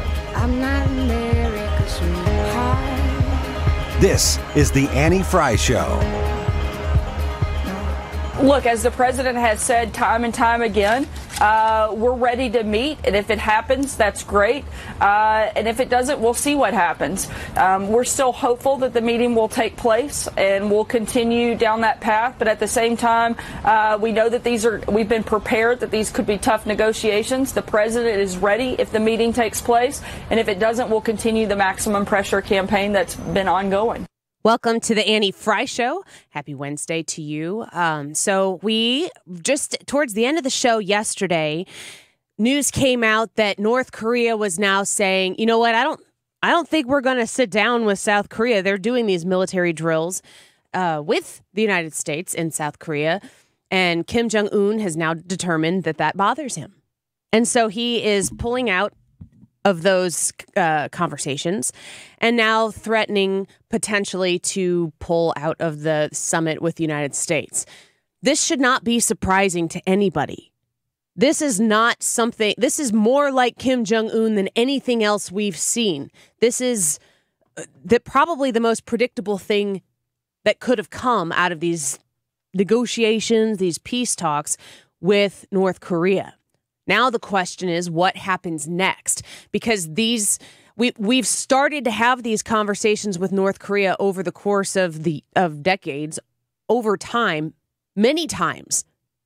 And he plays ball a little bit, but then all of a sudden he reverts back, or his father would revert back, and they would go back to doing what North Korea does. So the question will be, what happens next? What is President Trump able to do with this action or reaction from Kim Jong-un? What is he able to do next? And I think that is where we will see what this president and his administration is capable of.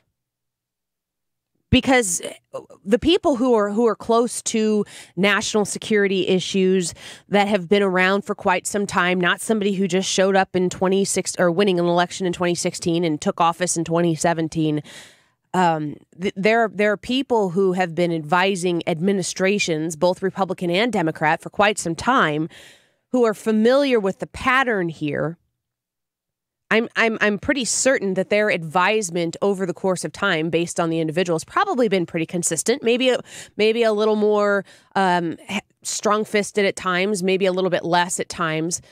But it's the administration that changes every 4 or 8 years that takes that advice and makes a decision based on the information that is provided to them. What is this president going to do in the light of President Trump and the sanctions that he's already placed on the country, the strength that he's already shown towards North Korea, and this regular conversation that we're having about President Trump and what is he willing to do?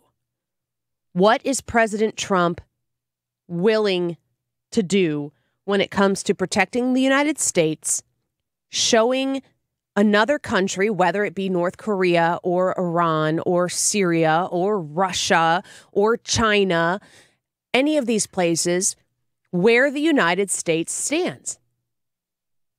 I think that this is the moment, the next thing that President Trump does, the way he handles Kim Jong-un's predictable, expected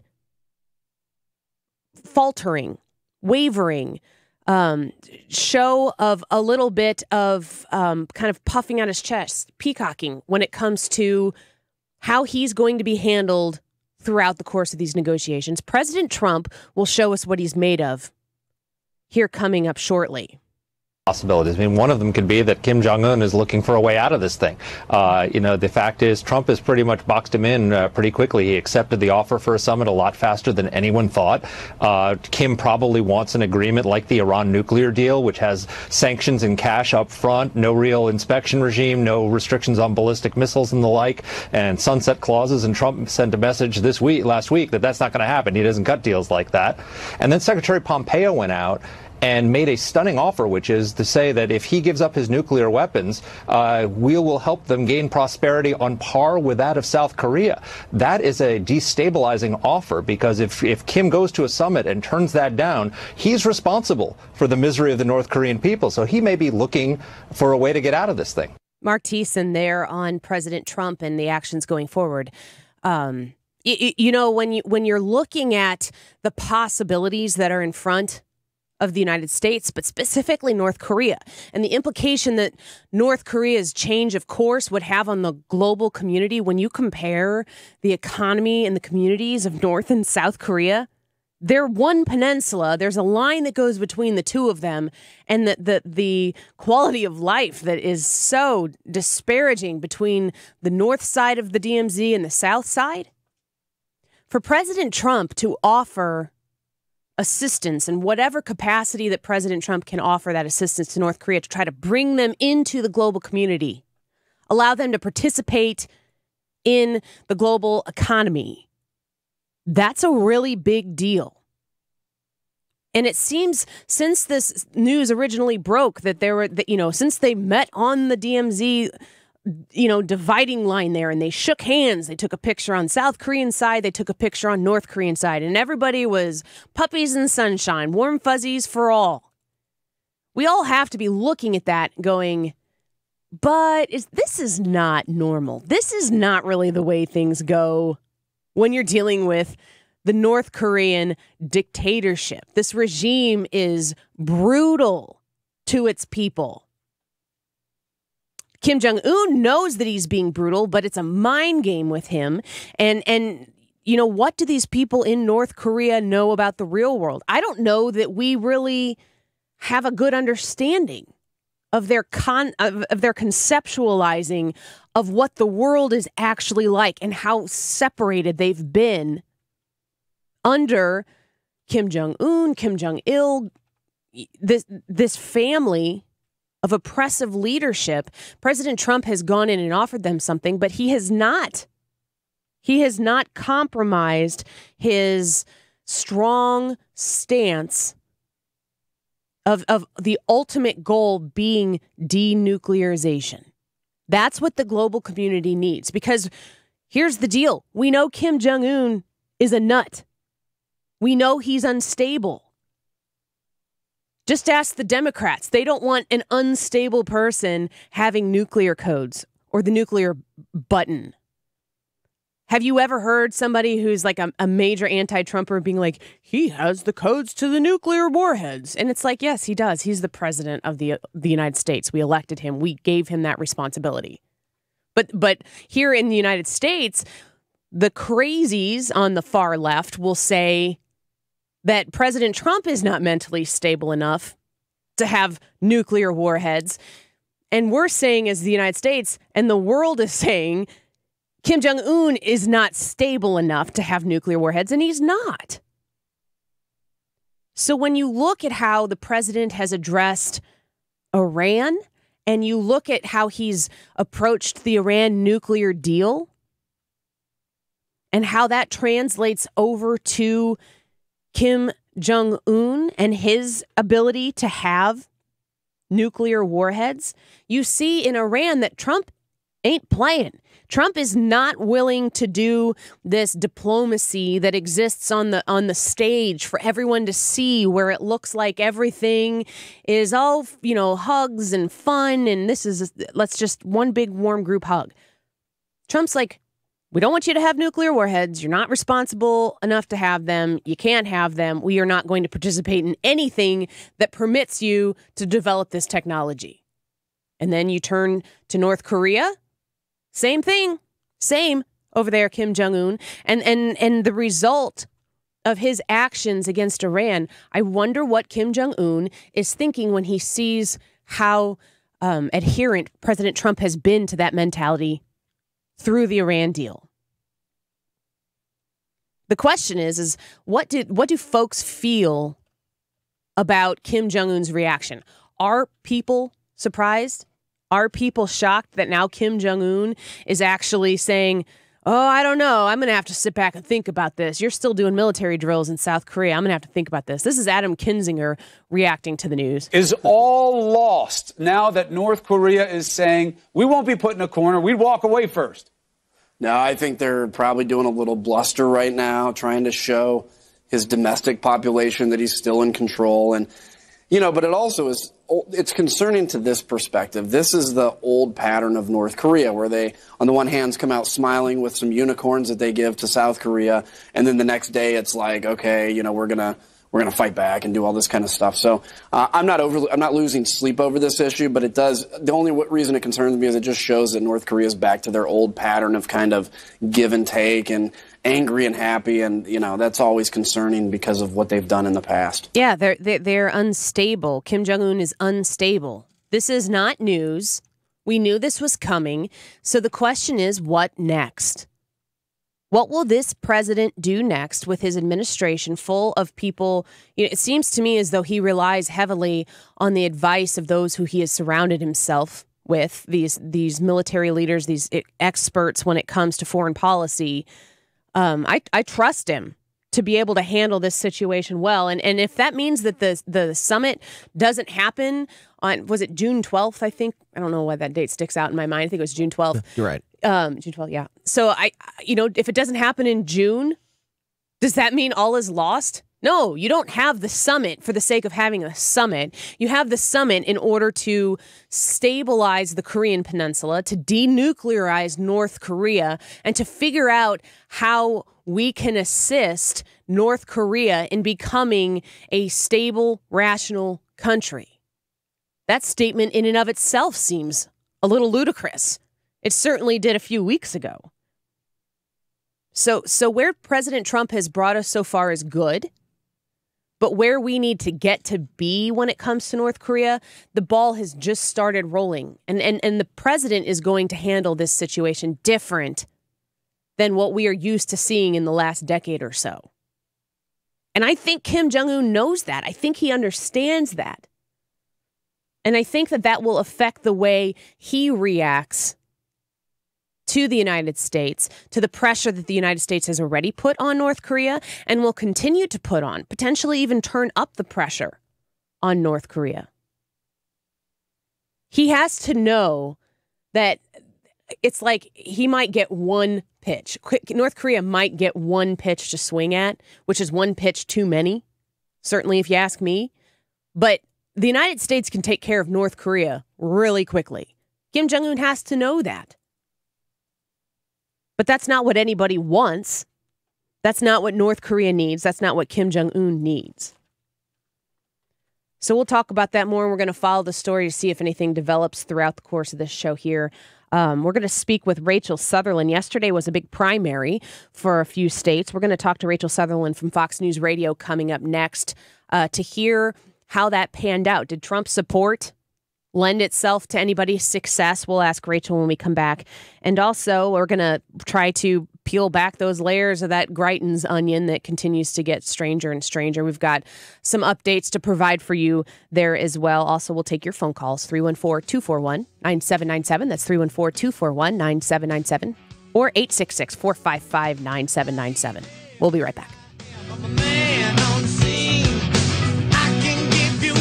But you got to come home with me.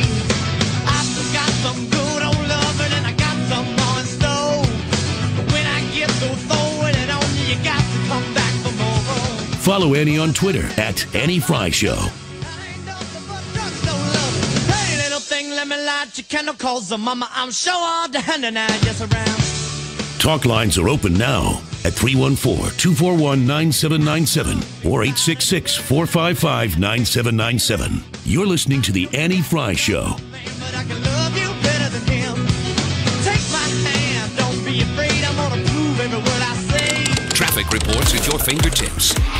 Real-time traffic online. Log on to 971talk.com for real-time traffic updates. Brought to you by Deck and Patio Living. Make your backyard dreams come true. Call 890-2222. Don't get stuck in neutral. Shift your retirement plan into overdrive with Your Retirement Highway with Ken Heisey and Steve Muller from the Heisey Advisory Group. Saturday nights at 7 on FM News Talk 97.1. Have you ever said, honey, it's time, and then your honey knows that it is time probably to spend some money? Well, here's the deal. If you've been walking around your house and you've noticed that it needs that facelift, maybe it's an old home and it's time to just give it new life, breathe into your home new life, and you're ready to do it, and you want the best quality, you want to be absolutely satisfied. It's Banner Construction, and it's only Banner Construction. If you have unattractive siding, if you have old, worn out windows, if you can't stand another season with these, you need to call Banner Construction today. The phone number is 314-993-1190. That's 314-993-1190. They are the elite preferred James Hardie contractor. That means that they have the expertise to properly install top quality James Hardie fiber cement siding on any home. The best quality, the best product, the most satisfaction, you're going to get it from Banner Construction. One more time, that phone number, give them a call, 314-993-1190. Lion's Choice just got choicer. Introducing the LC Snacker Menu. 4 snack-size sandwiches, 3 unbelievable prices. Get 1 for $1.85, 2 for $3.50, or 3 for $5. Beef and cheddar, ham and Swiss, deli turkey, and pulled pork. Get your snack on for only $1.85, or fill up with 3 snackers for just 5 smackers. Can Lion's Choice put a price on happiness? We just did. New LC Snackers. Sleep is very important in keeping our little ones healthy and happy. I'm Dr. Joe Oja with the Clayton Sleep Institute. If you haven't noticed a change in concentration, hyperactivity, or even nighttime snoring, your child may be suffering from a sleep disorder. Pediatric sleep apnea and other sleep disorders often go undiagnosed in children. Sleep specialists at the Clayton Sleep Institute can diagnose children from 2 years of age and up. Call us at 314-645-5855 to find out more. Hi, I'm Ryan Kelly with Hero.Loan. One of your best benefits of serving in the military is the VA loan. Some lenders pitch veterans products other than VA loans because they're better for the bank, not the borrower. That's unacceptable. At Hero.loan, we close VA loans in 14 days. I pay for the appraisal, and we do all the VA paperwork for you. Apply online today at Hero.loan. That's Hero.loan, the only way to VA. The Home Loan Expert LLC, Missouri and Illinois residential mortgage licensee. Did you know that 1 in 5 fatal crashes has been linked to drowsy driving? Not getting enough sleep increases your chances of becoming a statistic. I'm Jim Evinger with Renew Sleep Solutions. Our Renew Sleep system is FDA cleared, compact, and comfortable. It's custom fit just for you and proven to treat your sleep apnea without a big, bulky CPAP mask or painful surgery. Call 314-279-9000. That's 314-279-9000. Or go to renewsleep.com. This is Cardinals pitcher Michael Waka, asking you to team up with the Cardinals and Mercy to fight pediatric cancer with Mercy Discount Ticket Days. This season, you can purchase tickets as low as $10 to Sunday and Monday home games. Each sale will benefit the Cardinals Kids Cancer Center at Mercy St. Louis. Help out Mercy Kids by giving them the winning edge against cancer. Go to cardinals.com/mercy to get your tickets today. Mercy is official medical provider of the St. Louis Cardinals. Hey, Cardinals fans, Subway restaurants invite you to play along with the Subway 6th Inning Special. When the Cardinals score in the 6th inning at any home game, we'll reveal the secret word for you to text to score a great deal from Subway restaurants. Don't forget to listen for the text code in stadium or for the announcement in the postgame show and get this great deal. It's the 6th Inning Special, only from Subway. Limited time only at participating restaurants. Express written consent required for SMS program. The Mark Cox Morning Show. Thursday, we'll talk to Speaker Tim Jones about the special session and the governor's situation. Plus, Senator Jim Talent on the trouble brewing in North Korea. On FM News Talk 97.1.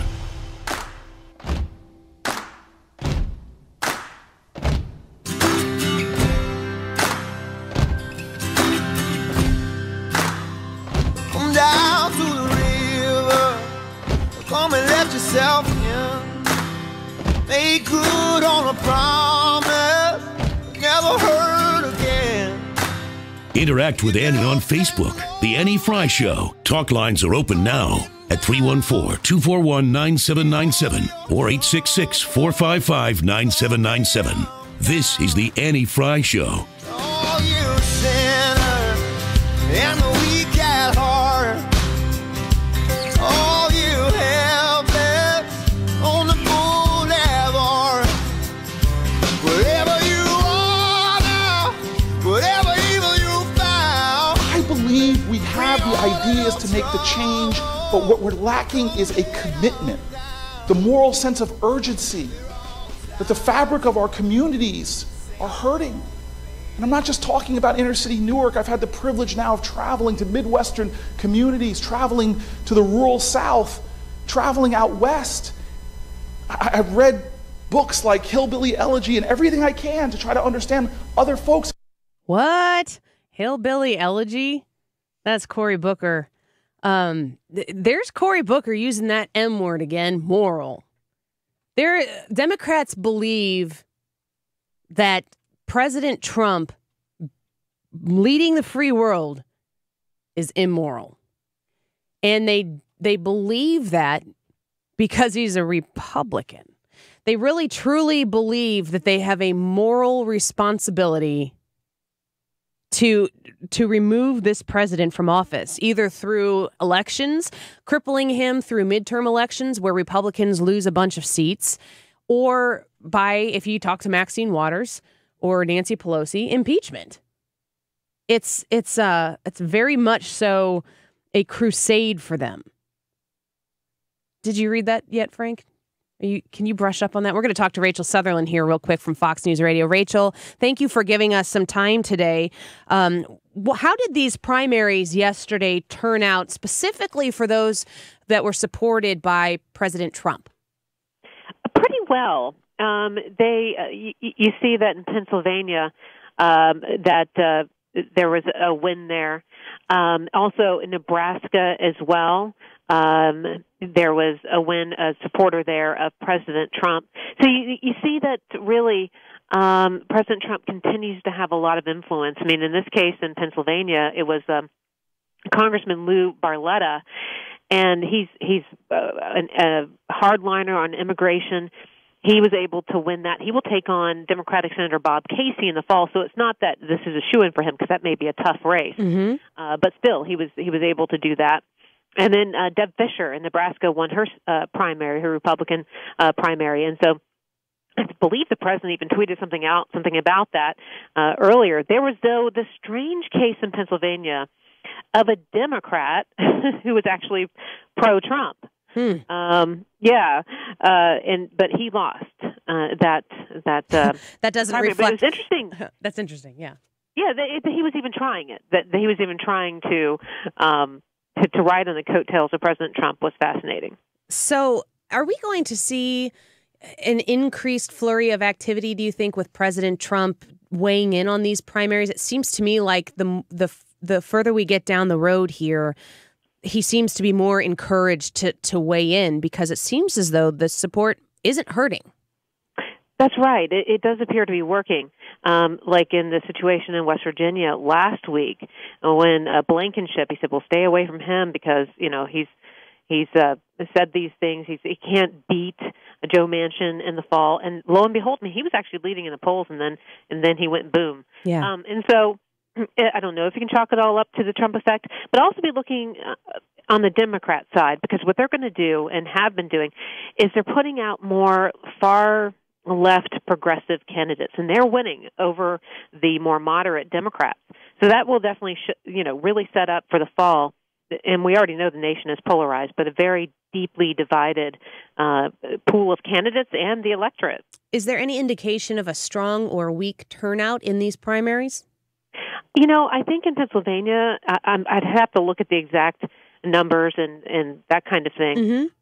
But there was the redistricting in January that kind of threw all of Pennsylvania's races into confusion because the state Supreme Court had ruled that the congressional district had been gerrymandered in favor of Republicans, so they threw it out and just drew their own map. And so remember Connor Lamb, he had won the Democrat there in a special election. He had actually run in a separate district. Okay, yeah. Yeah. Well, we'll continue to watch these primaries. The Barletta one is going to be a big race in the future here, and I think that the impact that the president is having on these primaries is something. I'm a Illinois voter myself, and he didn't get too involved in much of the Illinois primary, but that was in March, so that was so much longer ago that I feel like his interest in weighing in seems to be increasing a bit. It does. So let's watch for those. I know there's going to be primaries almost every Tuesday for a while, so be watching his Twitter feed. All right, Rachel Sutherland, Fox News Radio, thanks for giving us a call. We appreciate it. And the other side. It'll be interesting to see how active President Trump continues to be. I feel like I think President Trump is the best version of Trump. And I mean that in the way that he's like the most Trump when he's at these rallies and he gets to kind of shake his arms out a little bit and say what he wants to say, and he's not so buttoned up. That's vintage Trump. That's what we saw in the campaign. It was shirking all of the normal expectations that you would have from a campaigning politician. And we've talked about that a lot here. I know, Tony, you've weighed in on this a lot as well. When people talk about President Trump and this moral obligation that Democrats feel that they have to get rid of this president, all of a sudden the Democrats are really interested in the moral character of the individuals that are running. But the weird thing is it's on terms that they don't really necessarily ascribe to. It's like all being pushed on. But President Trump didn't run like that. They could just take their own advice that they gave us under Bill Clinton and say that he is still a great president. He's still running the country fine. It doesn't matter what he did. Do as I say, not as I do. Exactly. Yeah. It's very frustrating to watch. But the interesting thing here, especially that we can pull from these primaries as well, is that the Trump coattails still seem to have a little bit of sachet. And the more that President Trump sees that as effective, the more I think he will put himself into the conversation and get involved. And when we talk about talked about Roy Moore. President Trump kind of tiptoed in and out of that subject as it was going on. I feel like he probably wished he would have been more involved in the beginning process as opposed to trying to turn his back on it at the end when it seemed like it was going south quite a bit.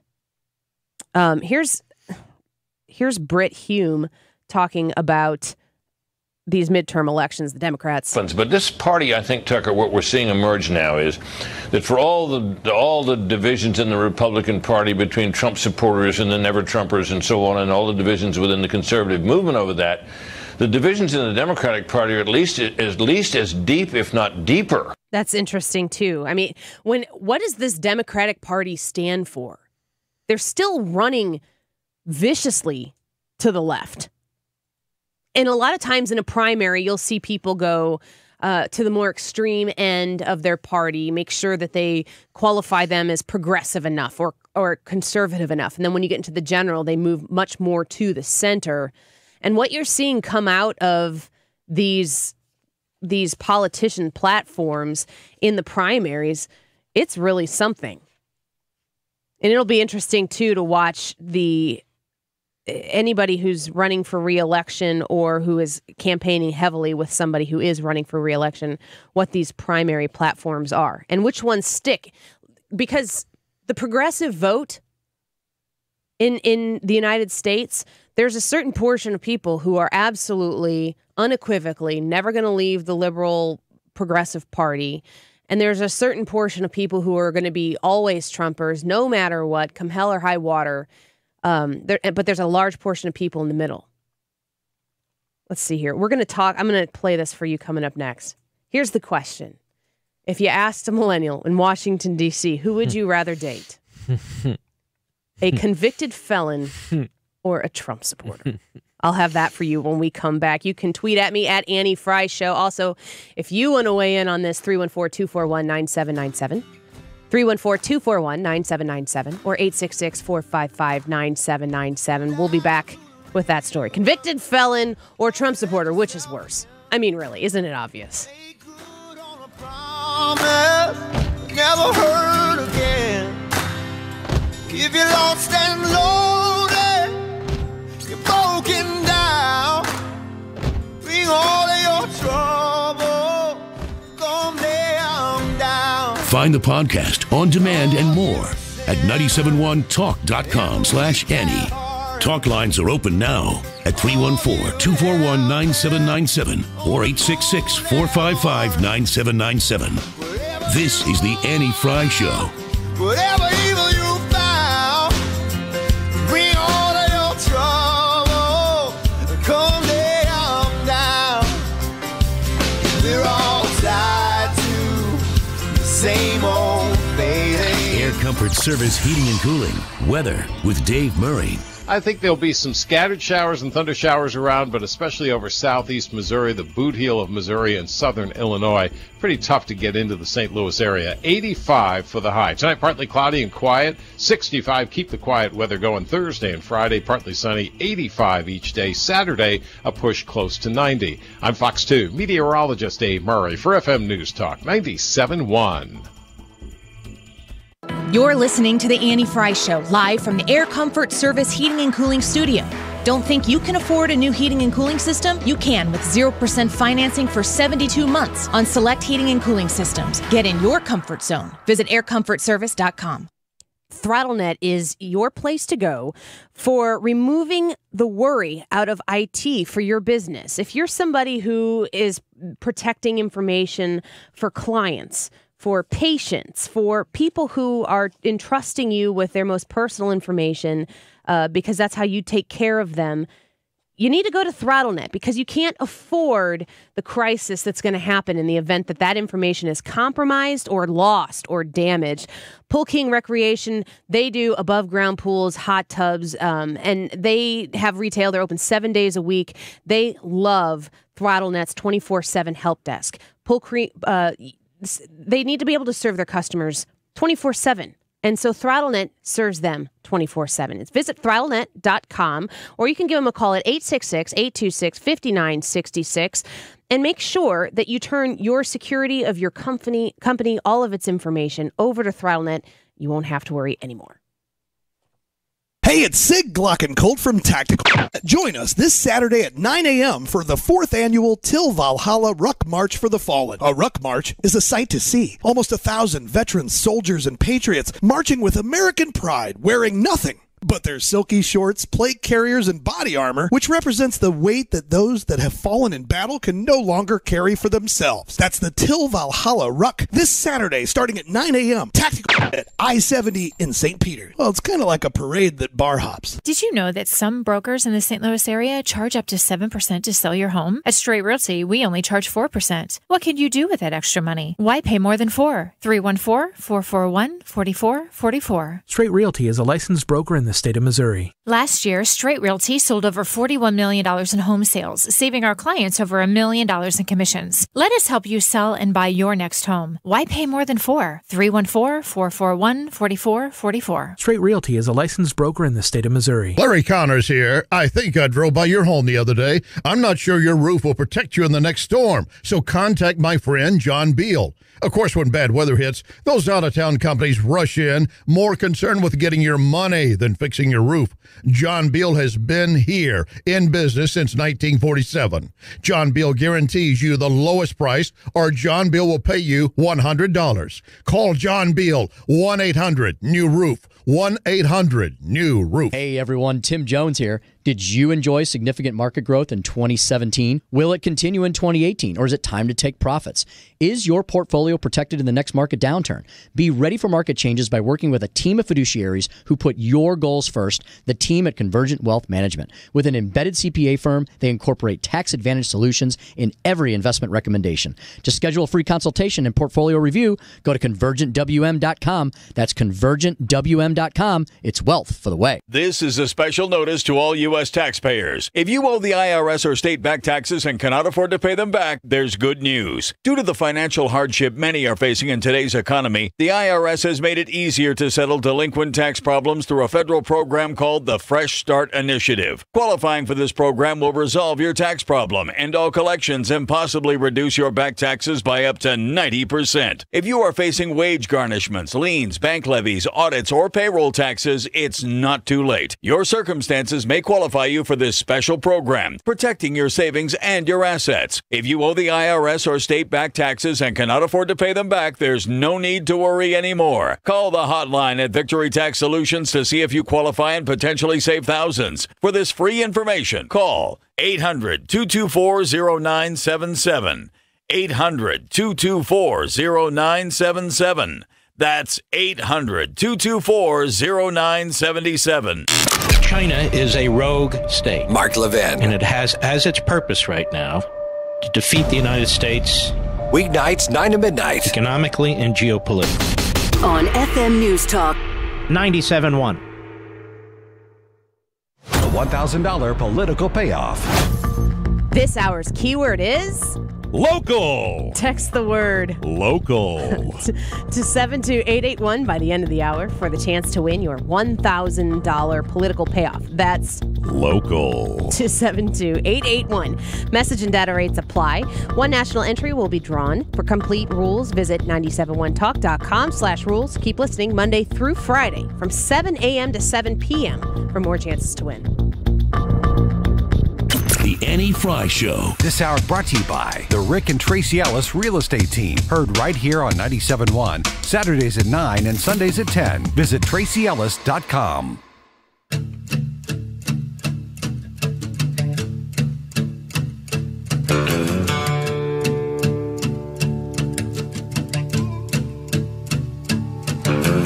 Lazy yellow moon coming up tonight, shining through the trees.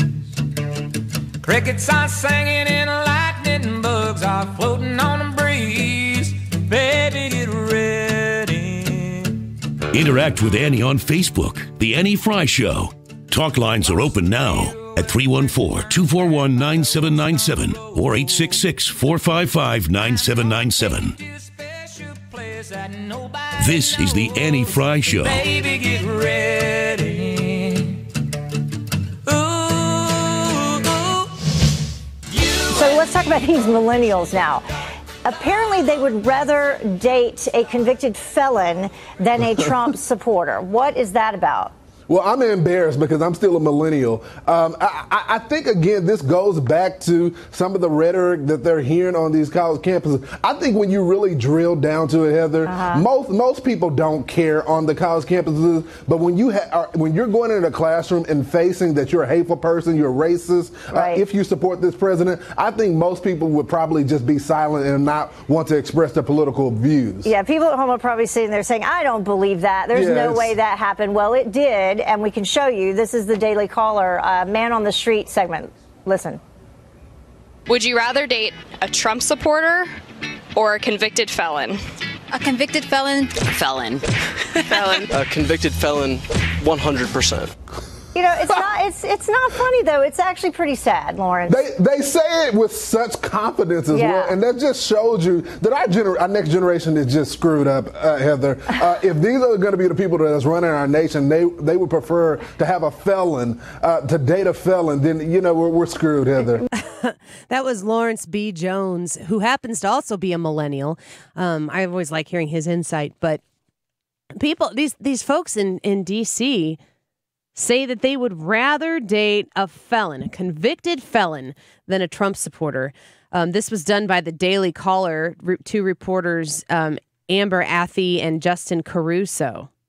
And they were asking people on the street, and they said that they didn't even ask, like, what was this felon convicted of? Like, there's no concern about said felony. It was just, oh, absolutely, I date a convicted felon. Of course. You want to talk about moral equivalency and the way that this country is being moved and pushed into thinking that anything associated with President Trump is immoral. It's pretty ridiculous. 314-241-9797 or 866-455-9797. Rick, thanks for calling the show. Yes, I would definitely date a convicted felon over a Trump supporter. Why? Because, first of all, if there's a convicted felon that's able to date, they've paid their time and they're out, and so it wouldn't have been a murder or anything like that because they wouldn't have been. People who have murdered people are not in jail for life, guaranteed. Pretty much most of the time, and so, that wouldn't be that much of a concern to me. But Trump supporters, that tells you a whole lot about that person right there. They will rationalize anything. They will. They don't have any convictions on anything. They'll just do whatever their leader tells them, whether it's something that they pretended to believe in forever or not. It's almost a cult. I think it really is. That's turned into a cult. These Trump supporters. Rick, do you think that I am cultish? Well, if you will rationalize everything that Trump does. Well, I talk for 3 hours a day on this show about my support for the president and the policies that he has. Do you think I'm cultish? Yeah, I think it is. Well, why are you listening then? Because I like to hear both sides of stuff. Yeah. Well, if you already know how every individual who supports the president is, why would you need to listen? Well, I still like to hear both sides. All right. I know not like Trump supporters. They only, take in what Fox News will feed them. But, real Americans are out there learning. Are you pretty confident that all Trump supporters only watch Fox? I would say it's a big percentage of them. Yeah, that seems very scientific. It's interesting to hear that. Did you do a survey? How many of it do that? I don't need to do a survey because I'm a Trump supporter and I read and watch everything. So I'm doing a survey of one, and you're wrong. That's because you're on a talk show. No, it's because I'm interested, and I want. But other people Rick, that aren't on a talk show don't. Rick, the reason why I do that is because I need to be the most educated I can so that I can come on this show and talk to you about it and make sure that when I put something out there with my words and my voice that supports supports the president, I need to make sure that I have a reason to do that. And it's not just, I don't get to come on here for 3 hours and say Trump is great no matter what anybody says. He's just great, end of story. I can't talk for 3 hours every day doing that, and I don't. That's what I said, because you're a talk show host. But other people that aren't talk show hosts, they don't care. They get their information purely from Fox, and they'll buy everything they say. Well, if I'm getting my information from more places than Fox, and these people are listening to me, then isn't it possible that they're getting their information from more places than Fox too? I mean, is it possible to you that a Trump supporter can be a good person? I haven't seen it. Maybe it's possible, but I haven't seen it. Well, Rick, I think it's possible that somebody who doesn't like Trump can be a good person. I hope you're one of them. I'm definitely one of them. I have empathy. I do what I can to help out people, and just the exact opposite of what all the Trump supporters that I know. Rick, I love that you listen to the show, and the longer you listen, maybe we'll pull you in our direction a little bit. I want you to listen to this next caller here. Tiffany, thanks for calling the show. Thank you. In regards of Rick's comments of people who commit murder, who haven't done time, who, will be out. Somebody, in the eyes of the law, they killed my brother. But the guy only, because of a technicality on a police report, only got 15 days. Would you date them? Yes, it's a guy, but I'm just saying if it was a female, would you consider dating them over a Trump supporter? Well, Tiffany, all I need to know is the person who killed your brother a Trump supporter? I mean, that's all that seems to matter. I honestly, I don't know, because this was, oh my God, it was almost 12 years ago now. Yeah. Oh my goodness. Isn't that sad? Sorry, it just kind of hit me, the reality. Yeah. But so I don't know. I don't know whether, and I don't really think, yes, you do need to be in the same political conflict when you do somebody, but sometimes being in the opposite can cause for fun arguments in your house. Yeah. In my opinion, because my husband, we weren't Hillary supporters, we weren't Trump supporters. We are supporters of the lesser of two evils, and that's our political view. And we were on opposite ends this election, and it opened up some really great dialogue between me and my husband. Yeah. Tiffany, thanks for calling the show. Sorry to hear about your brother, Welcome. but we appreciate you sharing that with us. Mm-hmm. Bye-bye. Yeah. I mean, if you're Rick, you think everybody who supports Trump is probably not a great person. Jerry, thanks for calling the show. Hey, enjoy your program. Free Thinkers. I've been following you since you came on the air and took over Mark Cox's show there. Thank you. I just think that that's hillbilly thinking. He needs to come out of the woods. I'm a Trump supporter. I don't agree with everything Trump does. I'm a truck driver, local truck driver. My wife's a school teacher. We have a lot of free-throwing thoughts about what's going on in our society. And I just think he's just really, his comments are really irrelevant, because a lot of people are starting to understand really where our economy and our society needs to go. And people who don't espouse to different ways of thinking really close themselves off to be part of the conversation. Yeah, I agree, Jerry. Thank you for listening, and thank you for supporting the show. I appreciate it. Kevin, thanks for calling. Hello. Hi, go ahead. I am totally amazed at what I've heard in the last 15, 20 minutes. It's hard to believe that people like Rick are actually walking the streets and talking to people. I'm afraid for my grandchildren, the thinking here. It's very positive what's going on now in our country, and it's because of positive leadership. Yeah. And you know, Rick probably can't, he's probably afraid for his grandchildren that you are walking on this earth and existing. I mean, it's frustrating to like, we have Rick's comments, we can respond to Rick's comments, but it is very frustrating to be labeled into this massive group of people just for a political belief. Yes. I guess all we can do is keep on right track, and hopefully, like you said, enough good will be done, enough peace because of negotiations through strength and not through bullying. strength through opening our trade back and getting it fairly. Ask any of your viewers to walk through Walmart and pick up 10 items from the front door to the checkout counter and see where they're made. Yeah. I can tell you it's going to be like 9 out of 10 are going to be in China. Yep. You're right. Kevin, go ahead. Keep going. That's all we can do. Yep. Is keep going in positive shows like what we're hearing in St. Louis on this radio station. Kevin, thank you for your call. We appreciate it. Definitely appreciate your support as well. Steve, thanks for calling. Go ahead. Hey, Ann. I just want to make a quick comment. That Rick dude, I want to first say you can mark me down as number 2 as being a Trump supporter and not just listening to one aspect of news. Mm-hmm. I think I've made this comment before. I'm on record plenty of times. When a person votes, they need to be educated. Yeah. So my comment to Rick would be, if he's worried about people that are killing one another and stuff like that, I guess everybody in Chicago is a murderer. Half the people in St. Louis is a murderer. That's insane. Yeah. Steve, thanks for the call. I appreciate it. We got to go to a break here. If you're calling in or if you're holding on the line, I will get to you on the other side of this break here. We're also going to talk to Michael Dougherty, who's going to tell us a little bit about the Obama administration and their impact on this FBI investigation. It's pretty uncomfortable. But please, if you're holding on the line, stay there. I will get to you as soon as I can. I think it's an important conversation. A lot more of the Annie Frey Show coming up at Annie Frey Show on Twitter. Trump supporter or convicted felon? Tweet me. Let me know.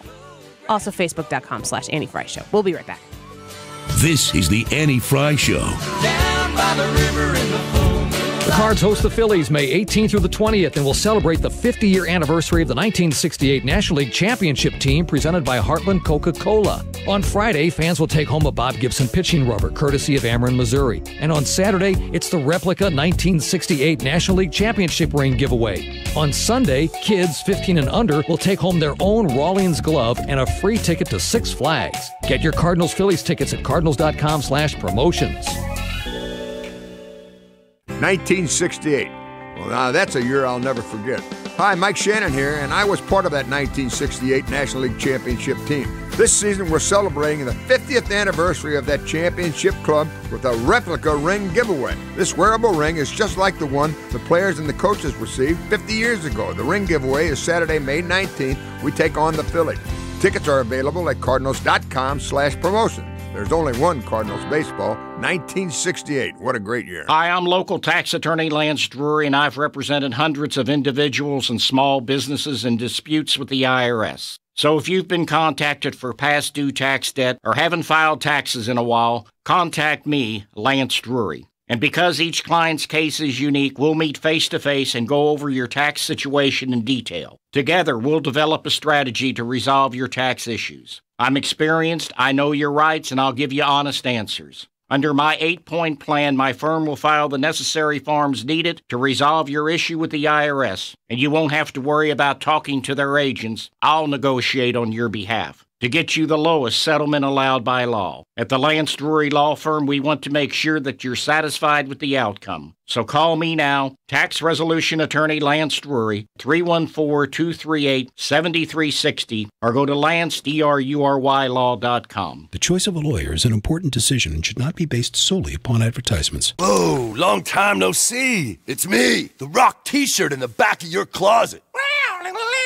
Dude, remember? You crowd surfed in me, man. But you haven't worn me in like forever. I get it, you're retired, but I still got some rock left in me. So take me to Goodwill, where I could really make a difference. Your donations to Goodwill create jobs, training programs, and education assistance for people in your community. To find your nearest donation center, go to goodwill.org. Donate stuff. Create jobs. A message from Goodwill and the Ad Council. When the need for senior care arises, there's no place like home. Your loved ones should never have to give up living at home. Visiting Angels will provide home care for your mom or dad at home up to 24 hours per day, including personal care, meals, and light housework. You'll select your professional caregiver with Visiting Angels. Look up visitingangels.com or call 877-374-LIVE. That's 877-374-LIVE. Franchises are available. Visiting Angels, America's choice in senior home care. KFT KFTK FM, Florissant, KFTK AM East St. Louis, K254CR St. Louis. Powered by thehomeloanexpert.com. FM News Talk 97.1. Yes, they did. Lisa Brady, Fox News. That conclusion about Russian election meddling from a Senate committee after a closed-door hearing with former top intelligence officials. Fox's Rachel Sutherland, live in Washington. Lisa, the Senate Intelligence Committee says Russia wanted to help President Donald Trump win, breaking with the findings of its twin panel in the House. Committee member Republican Jim Risch says Russia's main aim was to sow discord, but I would readily concede that by the number of rubles they spent more supporting Trump. The Senate committee has not yet issued its final report, but in a joint statement with Republican Richard Burr, Democrat Mark Warner said the Russian effort was ordered by President Putin himself for the purpose of helping Donald Trump and hurting Hillary Clinton. Lisa? Thanks, Rachel. Supporters of net neutrality want to repeal this year's FCC decision that rolled back those internet rules. The U.S. Senate now debating it. Fox's Jared Halpern, live on the Hill. And with the support of every Democrat and 3 Republicans, the Senate has set up a vote designed to overturn the FCC's net neutrality rollback. At stake is the future of the internet, which until this point in our history has remained free and open. The Democratic leader Chuck Schumer warns the new rules, due to take effect next month, would allow internet service providers to favor their own content, an outcome South Dakota Republican John Thune says is overblown. Primarily driven by fear-mongering hypotheticals, misdirection. Even with Senate passage, there's no expectation the House would take up the measure. Lisa. Jared, financial disclosure forms for President Trump just released, and they include the reimbursement to attorney Michael Cohen for Cohen's payment to porn star Stormy Daniels. It's listed as being reimbursement for general expenses under reportable liabilities. The president insisting he didn't know about the payment to Daniels at the time. Overall, the forms show the president having more than $1 billion in assets. Fox News, fair and balanced. My name is Dale Pazinski. I'm 19 years old, and this is how I live united. I've always been kind of a computer geek, and I found a way to use those skills to help the homeless in my community. For people facing hard times, computer skills and a basic resume are so important. It may seem like a small thing, but it makes a huge difference in people's lives. So with United Way, I created a program where I work with the homeless. Together, we go through their whole job history, write a resume, and then save it on their very own USB drive. We provide workbooks and training certificates. I even budgeted for cupcakes so we can celebrate as a class when one of our people gets a job. That's huge. When somebody says, "Hey man, that job that you helped me apply for, I got it." That's what Living United feels like to me. My name is Dale Pazinski. I help people achieve financial independence. So I don't just wear the shirt, I live it. Give, advocate, volunteer, Live United. Go to liveunited.org. Brought to you by United Way and the Ad Council. 97.1 News Time 103. Good afternoon. I'm Tony Colombo. Missouri Governor Eric Greitens' legal team told the special House committee investigating the governor today that they want to question the woman that governor had an affair with. Attorneys for the governor also want to call and cross-examine witnesses during a special legislative session that starts Friday. The attorney who represents the ex-husband of Governor Greitens' alleged victim provided new details about the $100,000 in cash he received in January. Al Watkins said yesterday that he has been talking to the FBI about Greitens since 2016 and that he alerted the Bureau after receiving the money. Watkins also said that he did not know the identity of the person who provided it. Governor Greitens has appointed Thomas A. McCarthy of St. Louis as Associate Circuit Court Judge for the 22nd Judicial Court, which covers the city of St. Louis. He will replace Judge Scott Milliken, who was appointed to the circuit bench last month. This news update is brought to you by Chesterfield Fence and Deck, the sign you have the very best in fences, decks, patios, and sunrooms. Owe the IRS $10,000 or more in business or personal back taxes? Have you not filed in years? Call the Tax Doctor now. Learn how to pay the IRS less, guaranteed, or pay nothing. 800-542-9112. 800-542-9112. How is your sleep? Are you getting enough quality sleep to feel rested, alert, and healthy? If not, a sleep disorder may be to blame. I'm Dr. Joe Ojal with the Clayton Sleep Institute. More than 40 million Americans suffer from sleep disorders, including restless leg syndrome, insomnia, and sleep apnea. Sleep disorders may ruin your sleep and threaten your long-term health, vitality, and well-being. For help, call the sleep specialist at Clayton Sleep Institute, 314-645-5855. At RP Lumber, we know that quality is important when it comes to building and remodeling. That's why we only stock the highest quality and best performing drywall for your project. Whether your project is big or small, stop in and let our experts help you choose the best drywall for your project. RP Lumber carries several brands and sizes that are always in stock, and we offer delivery. Shop one of our 68 well-stocked stores or online at rplumber.com. For best service, for best value, it's RP Lumber. If you're drowning in IRS debt and can't afford to pay, then you need to take advantage of special IRS tax programs that are available and free yourself from IRS collection efforts once and for all. Due to the financial hardship consumers are facing throughout the country, the Internal Revenue Service has made it easier to settle delinquent tax problems. An open phone line has been established by Community Tax for consumers to call and see if they qualify. Take down this number or store it in your cell phone, but call the Community Tax Helpline at 800-256-3020. If you owe back taxes to the IRS and cannot afford to pay them back, or even if you have years of unfiled tax returns, there's no need to fear anymore. But you have to call the Community Tax Helpline today at 800-256-3024 for the help that you need. Don't take on the IRS alone. They can attack your wages, savings, pension, home, and even your Social Security check. Call 800-256-3024 for your free consultation and to see if you qualify. That's 800-256-3024. Hey folks, consider making your lovely home great again by transforming and complementing your home decor with the finest window fashion from Proctor Drapery. Of course, Michael Proctor's a great guy with exceptional expertise and interior designer, but what's more, he's personally available to you 7 days a week. You don't have to go shopping anywhere, and why would you? Important decisions on window treatments with Michael's expertise and talented eye can and should be made right in the comfort of your lovely home. You'll be excited to see your new look decor right then and there. And Michael offers all the varieties of decorative hardware, the latest gorgeous designer fabrics, luxurious, contemporary, classic. Proctor Drapery has served St. Louis's most gracious citizens since 1974, with the highest quality and value for custom drapery, blinds, shades, and shutters. Also a top-tier Hunter Douglas priority dealer and your first choice for Norman Plantation shutters. Schedule a fast, easy, and convenient appointment with Michael's mobile design unit. Visit proctordrapery.com. It's Proctor, spelled like doctor. FM News Talk. That is exactly what I needed to hear. Thank God someone here knows what they're talking about. That's us. That's right.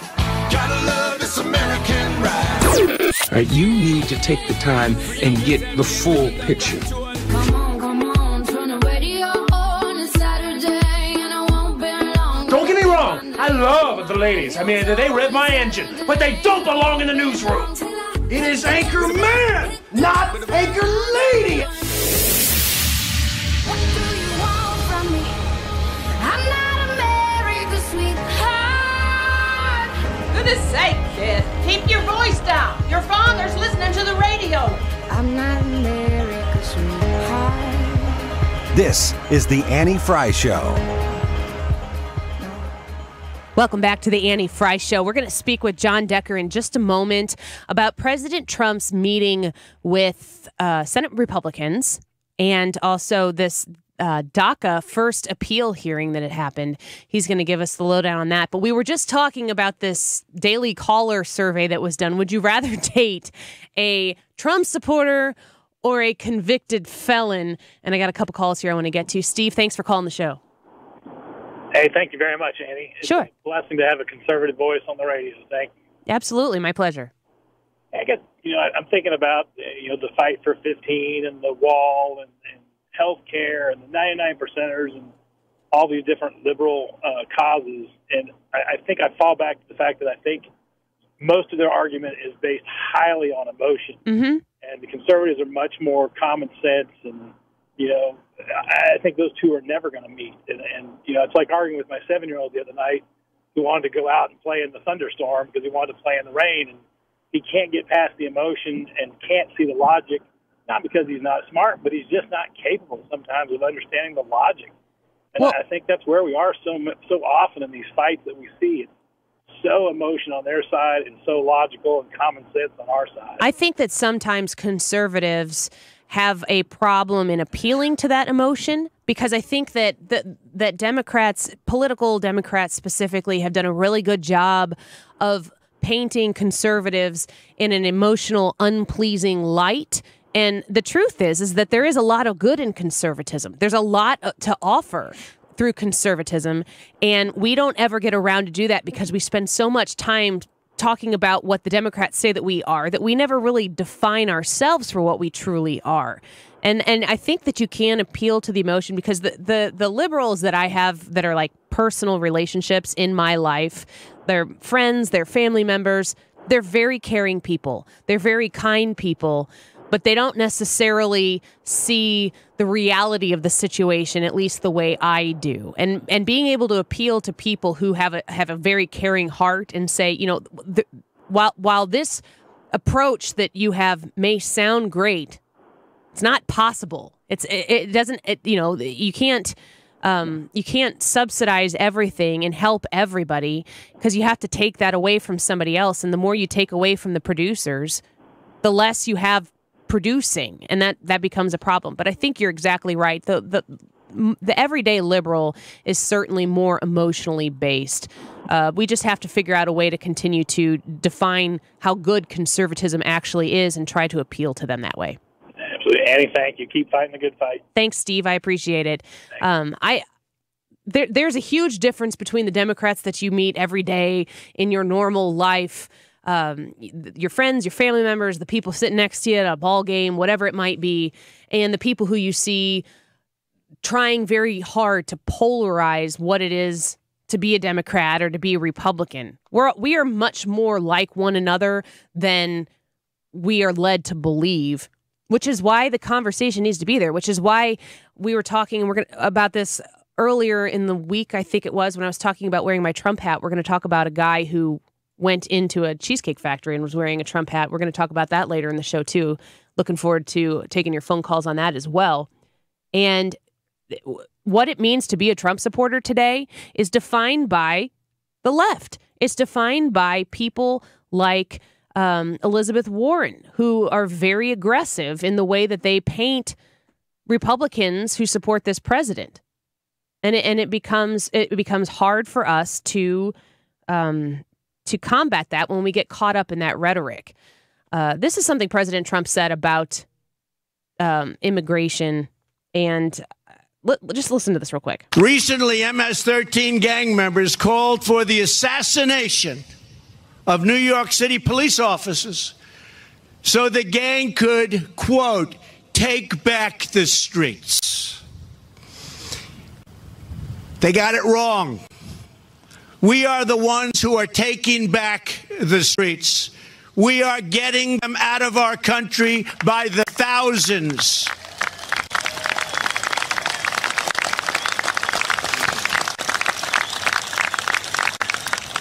Every week we're setting new records on, we have a catch and release program too. It's called We Catch Them and we release them in the country they came back from.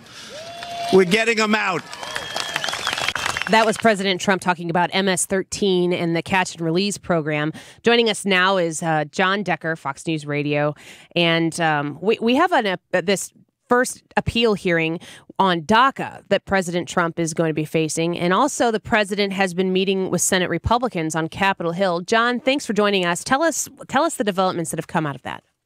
Yeah, sure. Well, the president met yesterday with Senate Republicans on Capitol Hill. I went with the president from the White House up to that meeting. It was a long day, by the way, for me. I started out with that clip that you just played of the president speaking to police officers from around the country at the Peace Officers Memorial, which takes place annually. And then we went over to the Senate side of the Capitol for the president's luncheon with Republican senators. And there he discussed a number of things. He discussed the economy with those senators, the latest on North Korea. This is even before, by the way, North Korea suggested that it may not even attend the summit. Mm-hmm. And lastly, he urged every Republican senator, you have to support my nominee, Gina Haspel, for CIA director. And I think he got through to them. I think that every Republican will come through. Who knows, maybe even Rand Paul, who said that he will oppose her nomination and support Gina Haspel. It looks like she's going to get confirmed, given that a number of Democrats have also come on board and said they'll support her nomination. But that's what took place yesterday here in Washington with the president. Do we know when that confirmation is going to take place? It could happen as early as this week. Senate Majority Leader Mitch McConnell has indicated that he wants it to happen sooner rather than later, have her confirmed as the CIA director. Right now she's acting CIA director, of course, because Mike Pompeo, the former CIA director, is now over at the Secretary of State over at the State Department. So that could come very soon. It could come as early as this week. So the Senate has, some Senate Republicans have expressed some frustration in the comments that were made regarding John McCain's lack of support for Gina Haspel, and the White House's not publicly addressing those comments. Was there any discussion about that? At the meeting yesterday? Luncheon? Mm-hmm. I don't know whether that came up. My guess is it didn't. And it's remarkable to me that this story has lasted as long as it's lasted. I think the story was first published regarding that White House aide's comments regarding Senator John McCain last Thursday, right? Here we are. We're talking about it, and it's Wednesday, almost a full week. And certainly for the White House, that if on Thursday they came out with a statement that just said, apologies for the inappropriate comments, the story goes away, right? Yeah. It goes away completely after less than one news cycle. But because of the lack of an apology, because of the president's lack of an apology on behalf of his staffer, Sarah Sanders' lack of an apology on behalf of a communications staffer, the story's lingered. And that's unfortunate. It's unfortunate in many regards. And the staffer herself has said that she's reached out to the McCain family. I don't know if that has actually happened, but that is what she has indicated. Did the president talk at all with the senators about the midterms coming up? And, he has a very slim majority there, and he's requested that the rules be changed to get some of his appointments through. Is the midterm issue a big one for this president, and is he communicating that? Huge. Yeah, it's huge. I don't think that there is a week that goes by that the president doesn't talk about the midterms one way or another. Whether it's on Twitter, whether he's going out of D.C. and doing a campaign style rally, talking about the importance of increasing the numbers for Republicans in the House and the Senate. This is a big focus for the president. Look, it's not that far away. Before you know it, we'll be, in the fall. And, of course, you have every member of the House of Representatives up for re-election, and there's a small majority that Republicans have in the House, and, of course, it's just 51-49 in the Senate. So this is a big election year for President Trump and for Republicans as well. Certainly is. The news will continue to unfold minute by minute. And John Decker of Fox News Radio, thank you for providing your access to our listeners. We appreciate it. Yeah, absolutely. Thanks for having me on. Have a great day. You too. Thanks, John. The Senate is such a huge deal. Claire McCaskill, such a huge deal. What a big seat that will be for the Trump administration if they are able to fill it. You've got a nasty primary ahead of you, and you've got a very, very important election in November here in the state of Missouri to help push President Trump's agenda forward. Missouri was a huge, strong supporter of President Trump in 2016. And if that support is going to continue for this president, if you are a Trump supporter and you want his administration to be able to continue to succeed in ways that they haven't been able to because of that very narrow margin, that Claire McCaskill seat is a must get for the country, not just for Missouri, but for the country. As an Illinois resident, I implore you, take that seat away from Claire McCaskill. We were talking just before we spoke with John Decker about that interview that was done on the streets of D.C. about Trump supporters versus convicted felons. Which would you rather date? And these folks kept saying they'd rather date a convicted felon. They didn't even ask what the felony was. Kevin's calling in. Kevin, thanks for calling the show. What do you think? Hey, Andy. Thanks for taking my call. You're welcome. Sorry if I'm a little out of the loop. I'm just driving home for lunch back from work, but I just, I heard that gentleman earlier on my drive, and, a lot of people, I hear similar responses like that. I'm assuming on the survey they kind of just want anything besides a Trump supporter. Yeah. And, I'm 23. I graduated college about 2 years ago, so I've been through the woods. I've been through those woods. to the spectrum, yeah. And one thing that I've really noticed, being a Trump supporter myself as well, is we focus very much on, I think, economic issues and maybe military issues, whereas the former Hillary supporters were very interested in social issues. And to me, it's like, you know, I have a job, I just need to put food on the table, and I don't want to get killed by ISIS. Those are probably my two primary things. And I've noticed a lot of Hillary supporters seem very interested in the social issues. Mm-hmm. And a lot of people just don't have time to focus on that stuff. You know, I hate to be maybe ignorant here, but I couldn't care less about legalizing marijuana or gay rights or, you know, refugees and stuff like that, because I need to feed myself and I need to, you know, just keep living my life. And well, and I think if you elect people who are constitutionally focused, if they have those fiscal principles that reflect what you're saying, a lot of that stuff that you're listing, like, why do we need the government to step in and regulate it anyway? You know, like if we would get the government back to doing the business of the people and not the business for the people, then maybe we would be able to have those freedoms.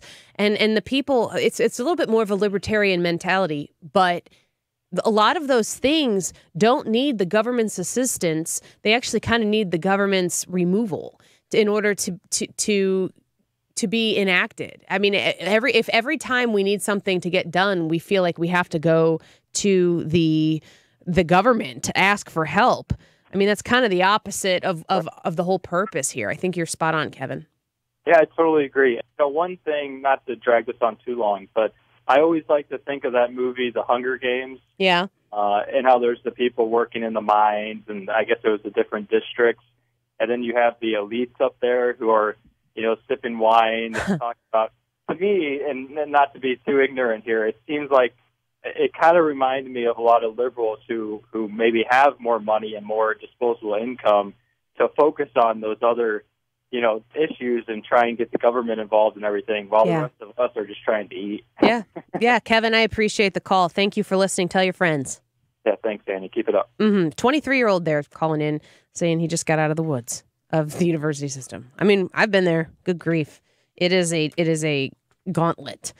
Let's do a quick giveaway right here. If you are listening to this show for this entire week, you now have the chance to win a family 4-pack of movie passes to Marcus Warenberg Theaters. Plus, you can register to win online at 971talk.com. Brought to you by Marcus Warenberg Theaters, where movies on Tuesdays are just $5. So call now. We'll take caller number 6 to win that family 4-pack of movie passes to Marcus Warenberg Theaters. Call right now, 314-241-9797, 314-241-9797. Caller number 6 wins those passes. We'll be right back with a lot more of the Annie Frey Show at Annie Frey Show on Twitter over the break. We'll be right back. Warenberg Theaters.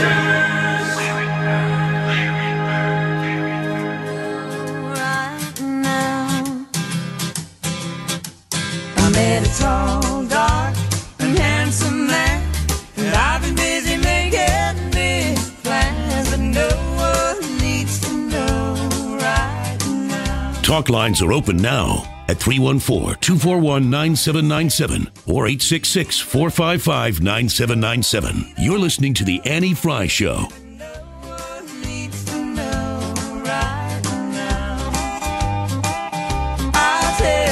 Mark Cox here. The Maryland Heights Police Officers Association and 97.1 are teaming up again for a charity golf tournament to benefit the Rankin Jordan Pediatric Bridge Hospital. Play around for the kids on Monday, June 4th at the Golf Club of Florissant and help children in need. Entry includes food and drink and dinner following that tournament. This will sell out early, so get your team together now. Sponsorship and donation opportunities are also available. Get all the details on 971talk.com and let's help the kids at the Rankin Jordan Pediatric Bridge Hospital. Become the next millionaire with Missouri Lottery's Powerball. Wednesday's Powerball jackpot is an estimated $280 million. The Missouri Lottery reminds you to visit your favorite retailer because you can't win the estimated $280 million Powerball jackpot if you don't play. And please play responsibly. Is it time to freshen up the flooring in your home? Or maybe it's your business. Maybe it's time to freshen up the carpet in your business. Well, the place you need to go is Michael's Flooring Outlet at michaelsflooringoutlet.com. They have 4 great locations conveniently located for you. First one's in St. Charles County, West County, North County, and at Darien Prairie. And Michael's is great for everyone. They're perfect if you're a do-it-yourselfer. My husband and I have been do-it-yourselfers for quite some time, but if you get to the point where you're like, I don't want to do it myself, I want to pay an expert to do it, or if you're a contractor, Michael's Flooring Outlet is the place for you. When you come in, they're going to ask you the questions that others may not ask you. If you go to a big box store and they're selling a refrigerator, and then the next time they're selling carpet or hardwood flooring, you want an expert, and the experts are at Michael's Flooring Outlet. They'll give you the perfect match instead of selling whatever it is they're trying to push out the door because it's an overstock. Michael's Flooring Outlet, 4 great locations. Visit michaelsflooringoutlet.com. Spring into summer and discover something new, something epic. Discover the new generation of design, performance, and technology at Land Rover St. Louis. Lease a 2017 Land Rover Discovery for $699 per month for 36 months. Wow, that's an epic deal. And Plaza Land Rover is the place to get it. Welcome to the new age, where your adventure awaits, and it's gonna be epic. Land Rover St. Louis, a Plaza Motor Company on Olive Boulevard in Creve Coeur. 0 security deposit, lease is $29.99 down plus taxes and fees, 10K miles per year. Remember the old muffler commercial where the mechanic says to the car owner, "You can pay me now or pay me later"? He meant the muffler was worn out, and the implication was the longer the owner waited, the higher the repair bill was going to be. So it is with Missouri's highways. MoDOT says I-70 desperately needs to be replaced, and the cost for that and other big projects will be in the billions of dollars. Time to look for solutions. Some say raise the gas tax. Missouri's tax is among the lowest in the country and hasn't been raised in more than 2 decades. Others say toll roads. Make those who use the highways pay for them, they say, especially the truckers. Their big rigs cause much more road damage than cars. Whatever the solution, something needs to be done. Missouri's roads need fixing. Remember the muffler commercial. We can pay now or pay more later. Check out our 2018 Missouri Blueprint, moving Missouri forward at showmeinstitute.org. This Show Me Minute has been brought to you by Show Me Institute and Show Me Opportunity. If you're nearing or already in retirement, the New Reality in Our Retirement course is for you. Make plans now to attend this special 2-part retirement course offered through the STL Learning Center called the New Reality in Our Retirement. There are different sessions to choose from, and this month's featured speakers are Steve All and Mel Brandon from the All Financial Group. You'll learn about strategies to help you create a steady, dependable income in retirement, how to protect your life savings against a potential tax bomb, how to maximize your Social Security income, and lots more. To learn more and reserve your seat, call now, 636-230-8824. If you're serious about taking charge of your retirement future, this course is for you. But hurry, sessions start soon, and space is limited. Call now and reserve your early bird rate of $29.95. That's 636-230-8824 or online at stllearningcenter.com. Hi, I'm Ryan Kelly with Hero.Loan.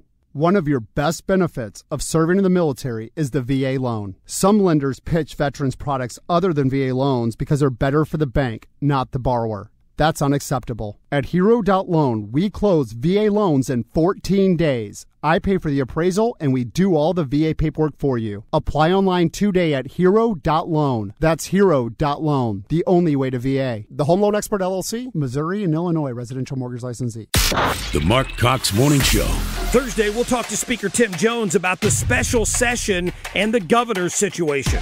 Plus, Senator Jim Talent on the trouble brewing in North Korea. On FM News Talk 97.1.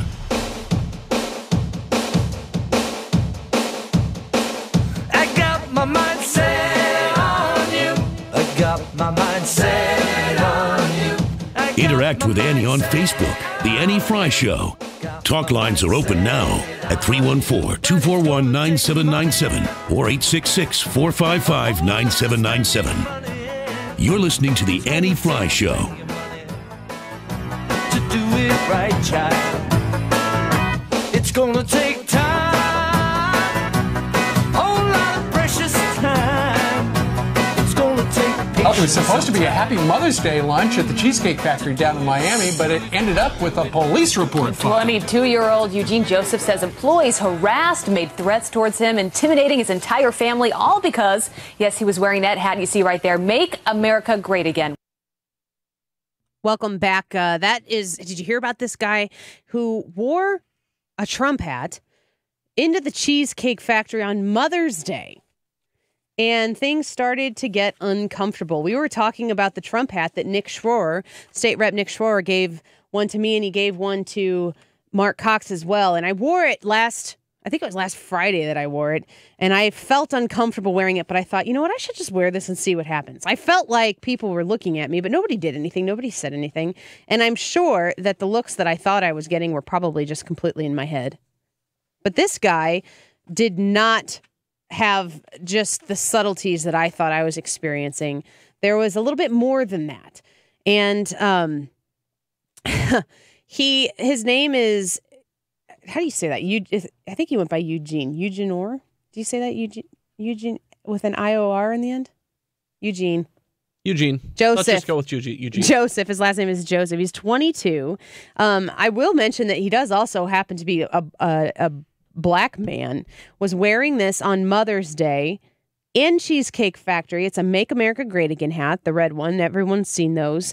And as he was in there, the folks were none too pleased about him just being at his table. He said that the folks were looking at him, that these were the workers at Cheesecake Factory were gathered in the kitchen, were looking at him, and they ended up coming up behind him and clenching their fists and talking about knocking the hat off of his head. Well, this is Cheesecake Factory's response. Decide to wear that hat with your girlfriend and the family at the Cheesecake Factory, one of the locations in Miami. Tell us exactly when you realized that the people who were working at the Cheesecake Factory didn't like your hat. Oh, well, we were sitting at the table, and my girlfriend's aunt started noticing, and she informed us that, hey, there's a couple of coworkers back there looking at Eugene and making gestures towards him. So I just turned around and looked at them. I didn't say anything. I see that they're staring at me, staring at my girlfriend's family. They're just trying to intimidate us, and I just ignored the whole thing. What I were just they stayed on my saying? phone watching. What types of things were they saying? Well, after I turned around and was looking at my phone, they all started getting behind us, and one of the coworkers was saying, man, I'll knock that hat off his head. I'll hit him so hard that knock his hat off.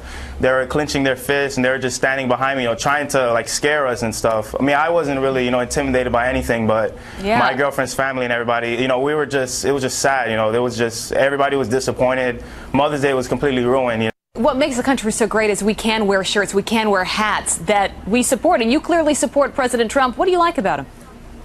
Man, I love Donald Trump and how he's just what the true American. He really cares for the well-being of America, and he just people would say what they want about him. Everybody's entitled to their opinion. It's a free country, and I think Donald Trump is like everything that we've all needed in this country. So that was Eugene. The Cheesecake Factory's response was that they've let two of the workers go that were involved in this, and they apologized for the instance. They said that there was actually a shift change taking place, which is why there was a gathering of individuals in the kitchen area that Eugene seemed to think were gathering to talk about him. But police were called. Is this what happens when you wear something that supports this president out in the open, in the wild? I mean, are you not allowed to support this president? I would be interested to hear the other side of the story, what the Cheesecake Factory workers would say happened.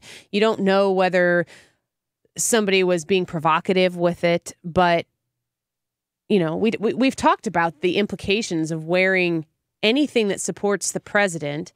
If you put a Trump sticker in your car, are you worried about where you go, how people will react to your Trump sticker on your car? Or if somebody's going to scrape it off. Yeah. Like my Bush sticker that I had on the back of a car that somebody scraped off in a parking lot. Does that happen? So, yeah, things like that happen. Yes. And not just with Trump. 314-241-9797, 314-241-9797, or 866-455-9797. Does that happen with the same frequency with an Obama sticker or a Hillary sticker or a coexist sticker. I mean, do you think that it's a bigger risk to put up a sticker, a decal, a sign in your yard, a hat that supports a Republican than it does to support a Democrat? You think No doubt. No doubt in your mind. No doubt. Frank, do you think that it's fair and balanced risk, or do you think that if you're putting something up that's Republican, you're likely to take more heat for it? I just have a feeling that people will just leave things alone on one side. Yeah. I mean, how many times have you guys gone into anybody's yard to tear down an Obama sign or anything like that? Only 6. How many stories? Well, how many like this story? How many stories have we heard like this in the last 15 months or so? All the time. We hear about people getting this type of treatment for supporting the president or wearing his hat or whatever. How many in 8 years of Obama? How many stories did we tell like that? I can't remember one. Imagine. I don't know. So I think that answers the question. Yeah. Meanwhile, would your mom have let you wear a hat into a restaurant? Into a Cheesecake Factory on Mother's Day? My mom would have. My grandma would not. Smack that hat off your head. It didn't matter who it was It for. would have been. I could have walked in the restaurant with it, but if once we sat down at the table, I would have had to take it off. Ed, thanks for calling the show. Hello. Hi, Ed. Go ahead.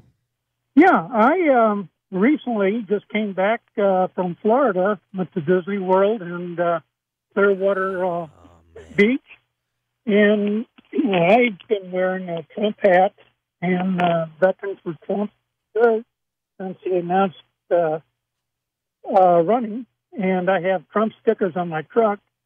And I went to Disney World. I was the only one wearing that. And I got one Englishman that came up to me and wanted to know where he could buy a hat like mine locally, and I told him I got it online. And then I went to Clearwater Beach, and there was a couple in there who wanted to take their picture with me wearing my Trump hat and Veterans for Trump shirt. So I think it's media hype. The local people that I've been amongst were all in favor of Trump. Yeah. I think it probably depends on who you are, what you look like, and who you're around, and also what you do while you're wearing that hat. I mean, if you're like, hey, everybody, you see my hat? I mean, seriously. You can't be like that.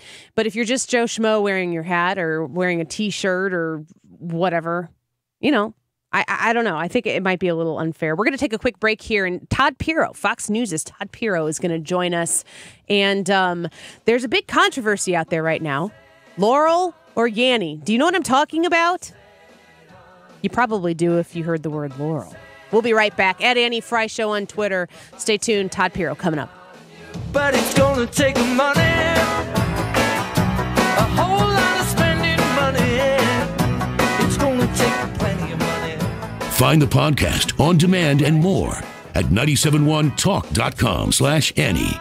Talk lines are open now at 314-241-9797 or 866-455-9797. You're listening to The Annie Frey Show. To do it right, child. I got my mind set on you. Air Comfort Service Heating and Cooling. Weather with Dave Murray. I think there'll be some scattered showers and thunder showers around, but especially over southeast Missouri, the boot heel of Missouri, and southern Illinois. Pretty tough to get into the St. Louis area. 85 for the high. Tonight, partly cloudy and quiet. 65, keep the quiet weather going. Thursday and Friday, partly sunny. 85 each day. Saturday, a push close to 90. I'm Fox 2 meteorologist Dave Murray for FM News Talk 97.1. You're listening to The Annie Frey Show, live from the Air Comfort Service Heating and Cooling Studio. Is your home ready for spring? Do you have an air cleaner ready to tackle spring allergies? Have you scheduled your air conditioner tune-up yet? Get in your comfort zone this spring for heating and cooling and more. Visit aircomfortservice.com.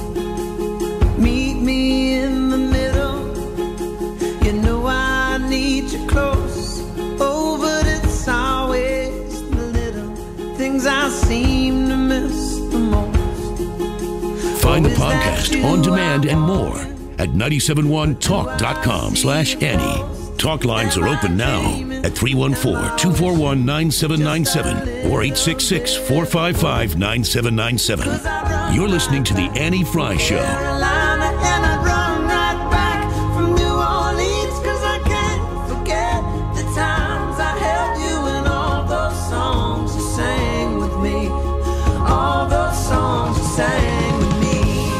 Welcome back to the Annie Frey Show. We wanted to reach out to the Fox News Channel because there's some very important news, and we needed Todd Pirro to weigh in on this. Todd, thank you for joining the show.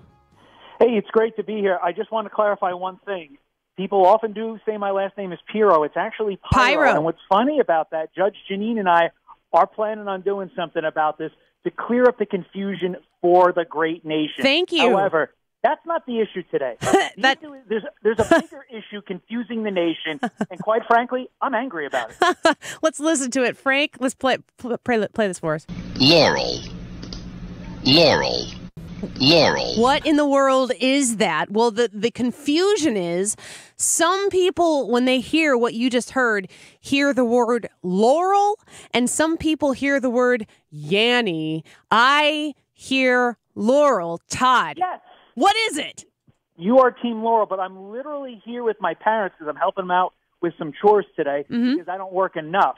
And you can never work enough when you're talking about your parents, yeah. Right. And like literally I'm getting almost violently angry with them and they with me. They're looking at me like, you don't hear the Y? I'm like, no, I don't hear the Y. You don't hear the yell? The L? Excuse me. See, I'm yelling. I can't even talk. Like, you don't hear the N in Yanny? I'm like, no. You don't hear the R in Laurel? Oh, it's so frustrating. It is. And you know what? I have heard it both ways, actually. It was always Laurel for me the first time I heard it. Then when we listen to it right now again, it was Laurel. The only time that I've been able to hear it say Yanny is when it's been played on, like, the other side of the room, which is weird to me. I don't understand why that is, but I am Team Laurel. Frank, Jason, Tony, what do you think?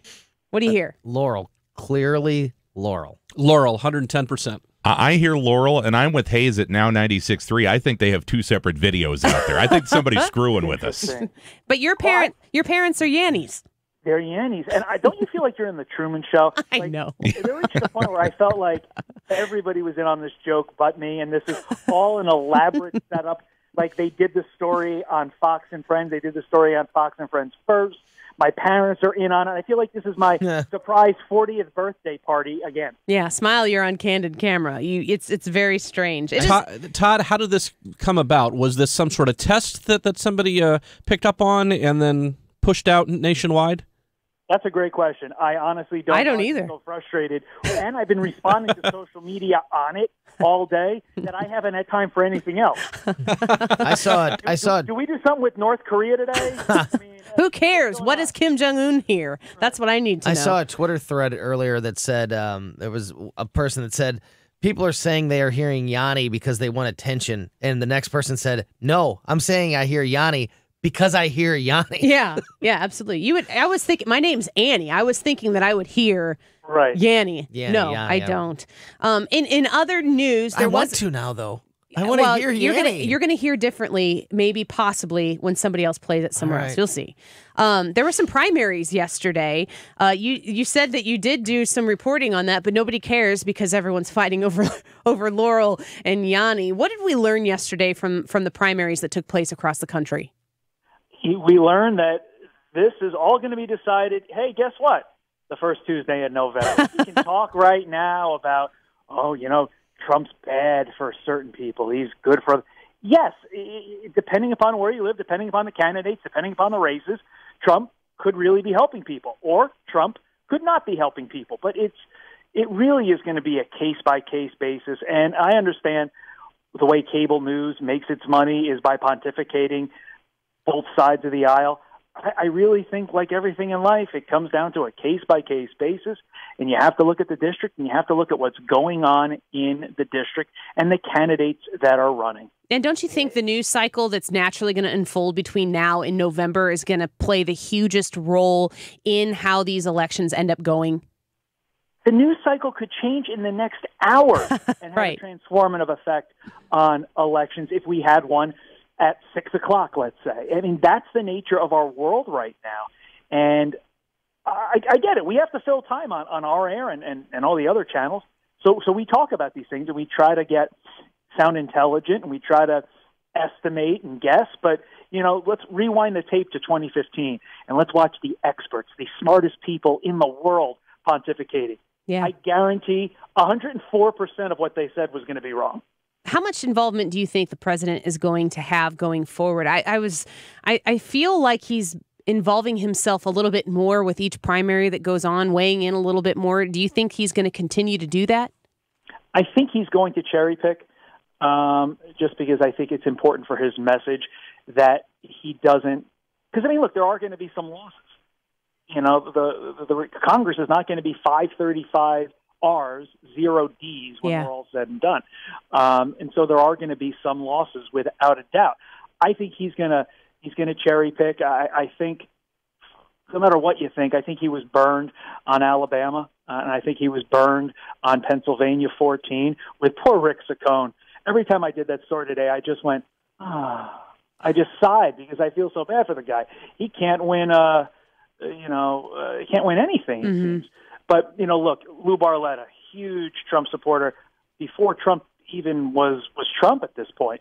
And obviously he returned the favor. Lou Barletta did well. I'm going to be unclear to see how he does against Casey.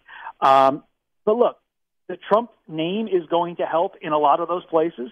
And in other places, I have a hunch he's going to sort of not do in Alabama. I think he has to.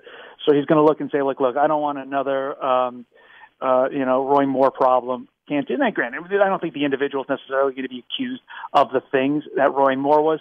But what I'm trying to communicate is just a weak candidate that Trump's not going to gain anything by throwing some Trump support behind. Yeah, definitely. Well, Todd Pyro, spelled P-I-R-O. Go follow him on Twitter right now, at Todd Pyro, P-I-R-O.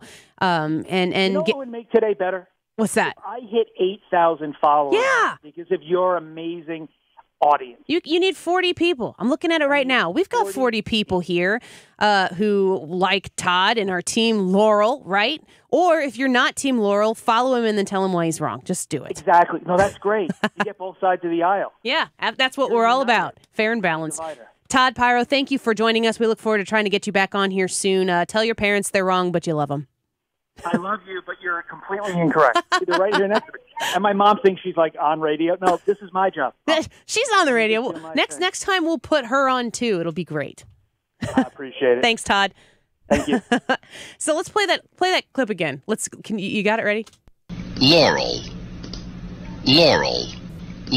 I don't hear anything but Laurel. The dress was blue. I thought so too. Okay. And blue and black. The dress was white and gold. You're so dead wrong. Tony had the dress up on his computer. He's standing 2 feet away from me right now. He had this dress up. Can you retweet that? Did you retweet that?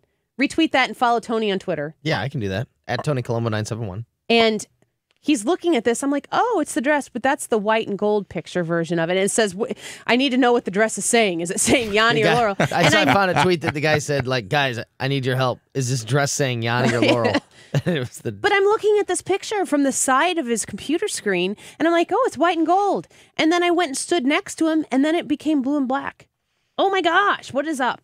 Your eyes and your ears now, both. I don't get this. Our friend Camille just got on and said, I see Yanni. Her. Yeah. I'm tweeting Camille right now. She says Yanni, and she's listening. So she heard exactly what we heard. Right now. She heard it on the air. What we played on the radio. Frank just played on the radio, and here's Yanni. Well, I got a poll going on my Twitter, at Annie Frey Show. Go there and vote and tell us what you hear.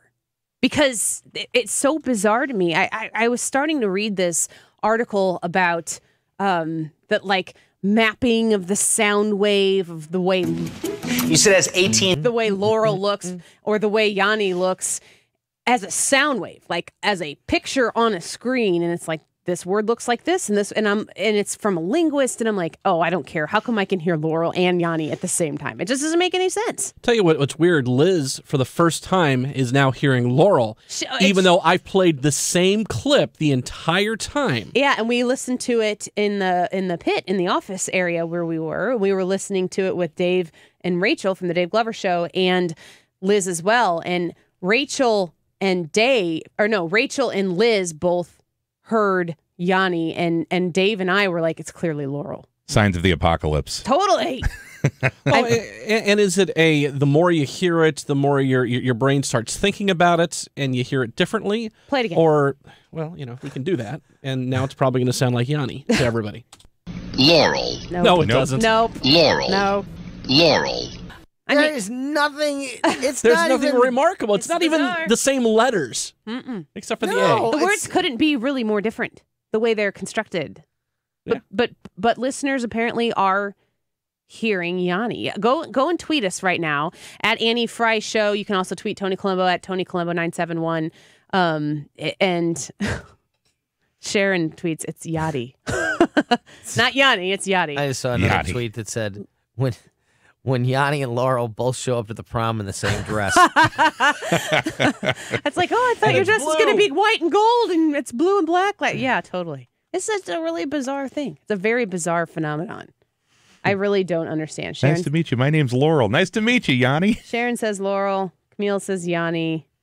Tweet at us. Let us know what you think at Annie Frey Show. Also, you go to facebook.com/Annie Frey Show and give us some likes there. You can weigh in there as well. But go and vote on that Twitter poll that I have going on right now and tell me what you hear. Todd Pyro, gosh, I'll get that right. Laurel. Says it's Laurel, which is what that word just said, so obviously. Yeah. So incredibly weird. Anyway. The L is so clear. Laurel. It's so clear. Laurel. Now, Jason Church, you say it. Laurel. Did he say Laurel or Yanni? Laurel. Laurel. Laurel. It's the same thing. Laurel. Yanni. Laurel. Laurel. Oh, so strange. What a world. All right, next up, Michael Dougherty. Obama didn't just hack Trump and tap his phones. Obama's FBI placed an informant inside the Trump presidential campaign. That's what Michael Dougherty is going to talk to us about, michaeldougherty.com. Stay tuned with that. Also, your phone calls, 314-241-9797, 866-455-9797. Talk lines are open now at 314-241-9797 or 866-455-9797. This is the Annie Frey Show.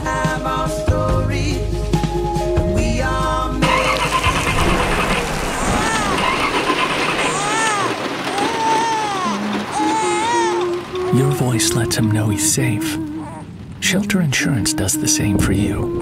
Roadside assistance is now included with your auto policy. So if your car leaves you stranded, just call and we'll take care of you while you take care of what's most important. Find out more at shelterinsurance.com. We're your shield. We're your shelter.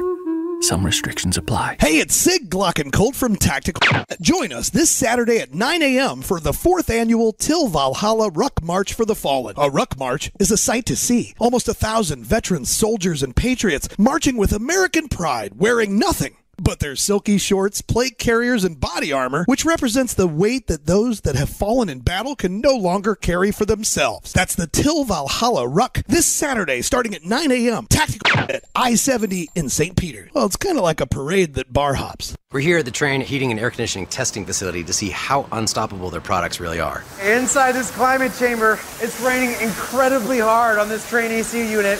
Clearly, it's hard to stop a train.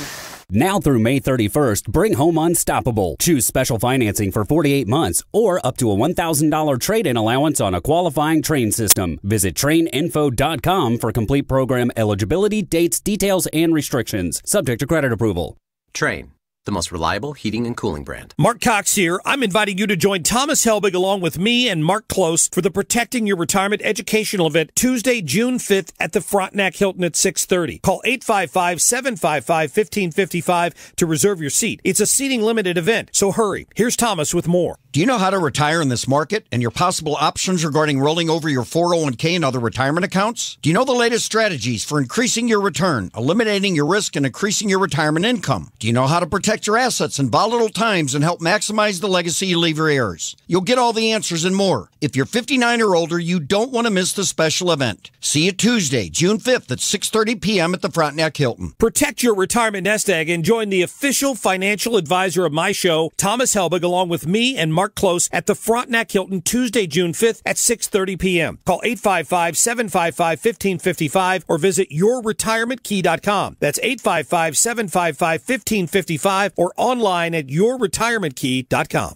I'm proud to announce that 1-800-GOT-JUNK is now the official sponsor of spring cleaning. I thought we were the unofficial sponsor. Now it's official. Who had the power to make us the official sponsors of spring cleaning? When you breathe clean air and smell sweet flowers and taste fresh fruit and see a clear blue sky, that's Mother Nature shouting, "Good job, 1-800-GOT-JUNK." Mother Nature loves us because we recycle. All you have to do is point. Call 1-800-GOT-JUNK or visit 1-800-GOTJUNK.com. Florissant, KFTK AM East St. Louis, K254CR St. Louis. Powered by Window World. FM News Talk, 97.1.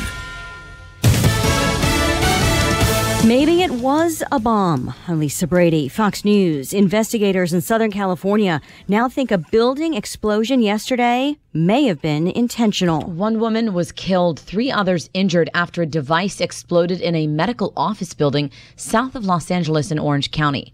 A fire captain said it pretty much blew out an entire corner of the bottom floor. This man was working inside the building when the explosion went off Tuesday afternoon. All of a sudden I hear a loud boom, the ground shaking, like a big shake, and then I can feel my whole body, including the chair, kind of jolt me to the wall, and I kind of bump my head. The FBI, ATF, and sheriff's deputies all responded. Authorities say the explosion may have come from a package. Fox's Jessica Rosenthal in L.A. There's a briefing scheduled at this hour.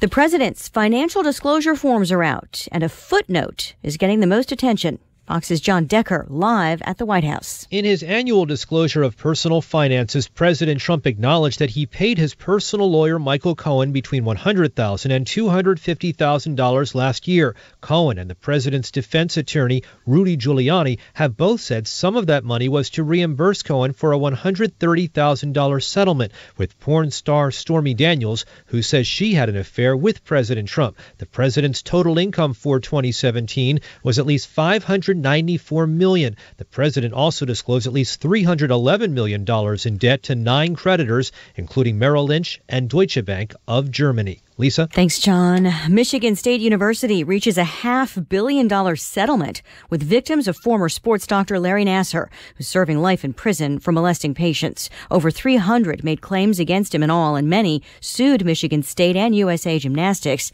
including Olympic gold medalists. Fox News. Fair and balanced. Listen, my life changed because someone was there to get me to use drugs.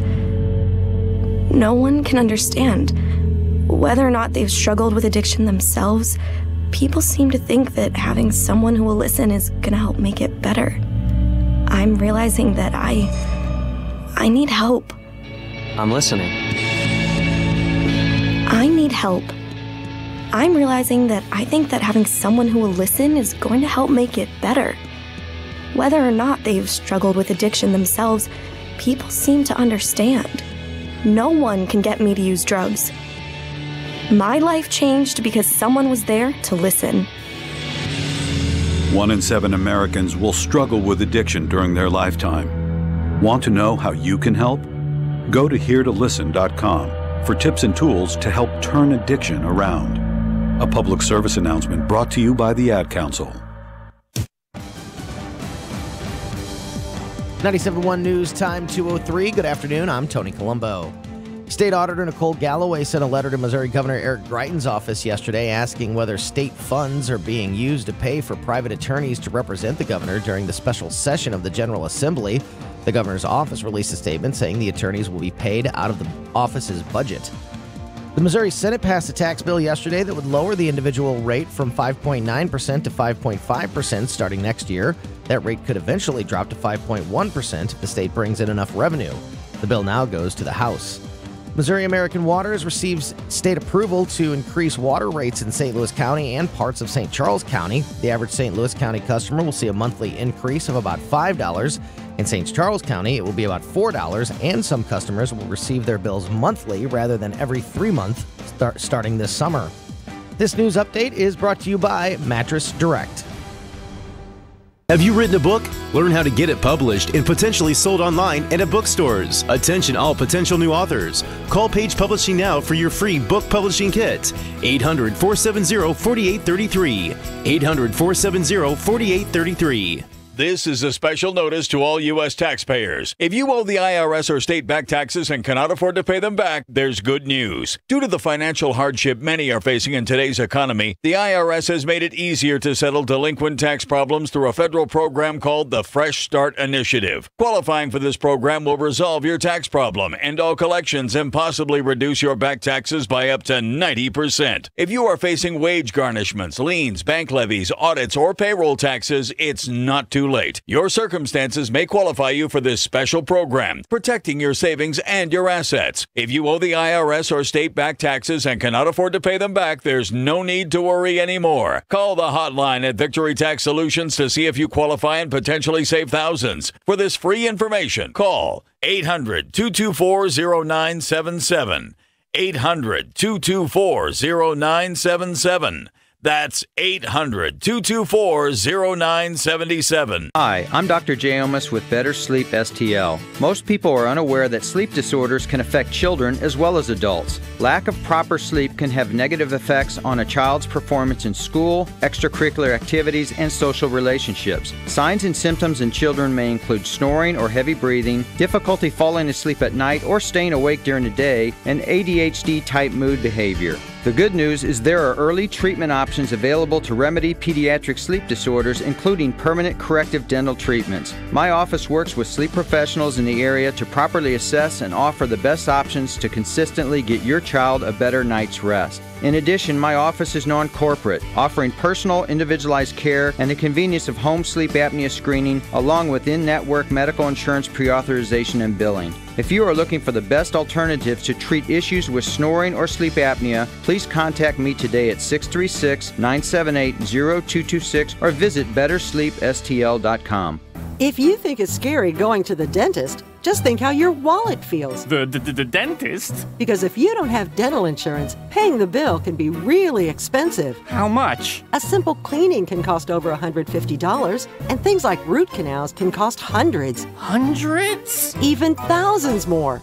Now you can get dental insurance for about $1 a day from Physicians Mutual Insurance Company. For a free information kit with all the details, call 1-800-200-6169. Our dental insurance helps cover over 350 procedures, everything from cleanings and fillings to crowns and dentures. Your acceptance is guaranteed for one of these insurance policies, even if you're retired or on Medicare. Plus, there are no deductibles, and you can see any dentist you choose. Yay! So help protect your teeth and your wallet for about $1 a day. For your free information kit, call 1-800-200-6169. That's 1-800-200-6169. FM News Talk 97.1. That is exactly what I needed to hear. Thank God someone here knows what they're talking about. That's us. That's right. Gotta love this American ride. All right, you need to take the time and get the full picture. Come on, turn the radio on. It's Saturday and I won't be long. Don't get me wrong. I love the ladies. I mean, they rev my engine, but they don't belong in the newsroom. It is Anchor Man, not Anchor Lady. What do you want from me? I'm not America's sweetheart. Goodness sake, kid. Keep your voice down. Your father's listening to the radio. I'm not America's sweetheart. This is the Annie Frey Show.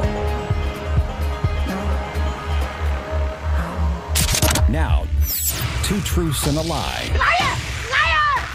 Liar! On the Annie Frey Show.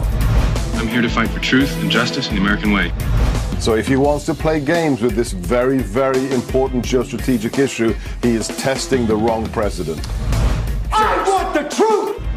The do not have a only thing that report. Trump obstructed was Hillary getting into the White House. You liar! He's gone back on just about everything he said. What you just said is one of the most insanely idiotic things I have ever heard. Welcome back to the Annie Frey Show. I just pulled my microphone up to talk about it, and then the whole thing just kind of fell apart. Don't tell the engineers. We're fine. Everything's fine. Everything is put back together. Kim Jong-un is getting a little waffly about his willingness to cooperate with both South Korea. I think those conversations were supposed to happen today, right? Yep. The South Korea summit was supposed to happen today. And Cancel it. The United States and South Korea have been conducting military drills. And I think that it's interesting because the reason they're still doing these types of things is because North Korea still hasn't denuclearized. And they told North Korea that these drills were happening. Mhm. They told them what they were going to be. It's not news. North Korea said that'll be fine. They approved the United States and South Korea continuing to conduct these. They were totally forewarned of this. So it's obviously a scapegoat. It's obviously they're looking for a reason to make waves, and this is what they did because they could not have been surprised by it because we told them it was happening, and they agreed to it. Mm-hmm. Kim Jong-un gonna Kim Jong-un. That's what we're learning here. Yeah. And so he said, okay, well, we're not gonna meet with if South Korea is gonna be conducting these military drills. We're gonna pull out. We're not gonna have that meeting. And oh, by the way, United States, I don't know if we're gonna have your meeting either. So, that's pretty much the way it feels like Kim Jong-un is acting. And we're not surprised by it because he's Kim Jong-un. He has a much longer history of being an irrational Looney Tune than he has of being a rational, let's give peace a chance. So President Trump is going to continue to lead with strength and continue to show Kim Jong-un that he's serious. And that's a good thing. And so we expected Kim Jong-un at some point in time to do something like this. And we will have to ask ourselves, is this going to throw the whole thing apart? Is this going to cause a problem for peace talks? This is what Sarah Sanders had to say about it. Look, as the president has said time and time again, we're ready to meet. And if it happens, that's great. And if it doesn't, we'll see what happens. We're still hopeful that the meeting will take place and we'll continue down that path. But at the same time, we know that we've been prepared that these could be tough negotiations. The president is ready if the meeting takes place. And if it doesn't, we'll continue the maximum pressure campaign that's been ongoing. So there you have it. The Sarah Sanders, speaking on behalf of the Trump administration, is saying that they were prepared for this.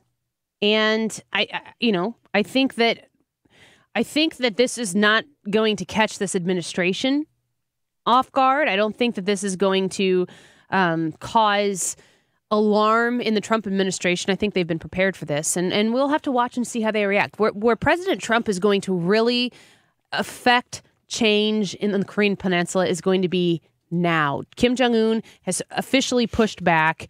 He's not meeting with the South Koreans, and he's throwing the idea out there that maybe the United States summit will be will not come to fruition. And now your move, Trump. What are you going to do about it? And we'll sit and we'll watch. And it's going to be handled differently this time than it would have been in the previous administration.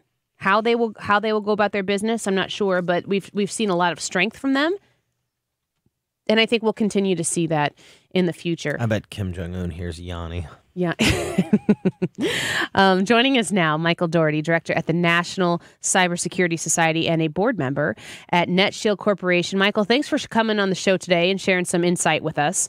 Oh, good to be here. How are you? I'm doing okay. Have you heard the Laurel Yanni debate? Do you know what I'm talking about? No. Okay, listen, this has nothing to do with why you called, but this is easy. Play. You got the sound, Frank? You got Laurel. All right. Laurel. So the question is, What did you just hear? What word did you just hear? Laurel or Yanni? Laurel.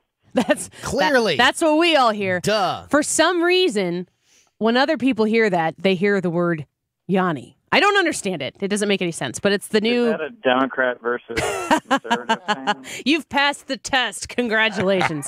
Your Nicely interview done. your interview can now continue. It's bizarre. You're if you hadn't seen it yet or heard it yet, you're going to see it later. It's the new black, blue, white, gold dress.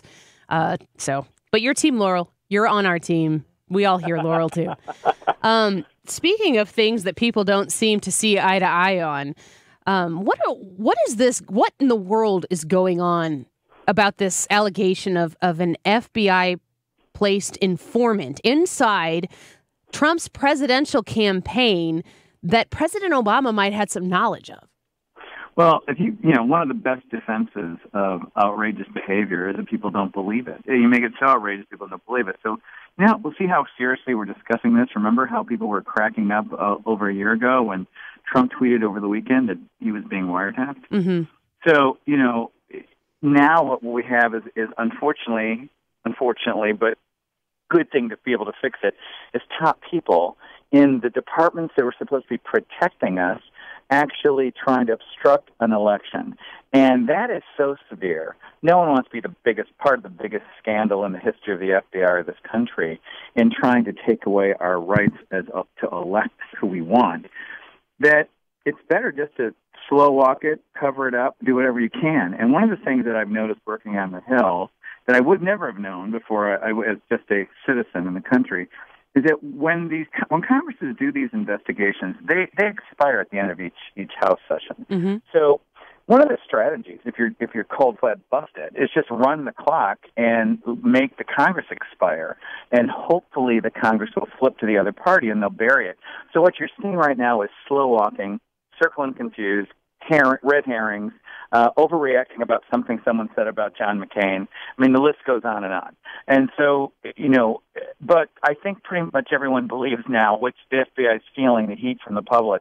People know something really bad is going on, and this isn't surprising anybody. And but we're going to be digging really hard for it because the pushback from these people, they got nothing to lose. It's if there's actually accountability here, it will be a first in a long time. But accountability means jail. Yeah, for sure. I'm looking up on dictionary.com. The definition of collusion, secret or illegal cooperation or conspiracy, especially in order to cheat or deceive others. Did we actually find some collusion here? Maybe just not by the Trump campaign? Oh, absolutely. But the real question is, what's going to happen because of it? I mean, what the public has witnessed the past 5 years. We've had so many controversies, so much corruption, so much collusion in keeping the lid on the boiling pot of the most corrupt administration we've ever had in the history of this country. And we've seen no accountability. And at first people were blaming Congress for that, but it's the last century of Congresses and presidents that have built trap doors and given immunity and given all these rules that we don't know about, but they haven't had to be used. Well, now they're being used. So you see so many controversies that we can't remember all of them, and where's the accountability? That's a really, really short list. The list of controversies is super long. The list of people held accountable, empty. There's a big problem there. What evidence do we have that President Obama's administration actually hacked President Trump or placed an informant inside his campaign? Well, we have to trust, obviously, the reporting of Kim Stossel right now because she won't name exactly who it is. But we certainly have all her reporting. Maybe Andrew McCarthy's digging through. He is examining all the tweets that have been left between those merry lovebirds that just left the FBI a couple weeks ago.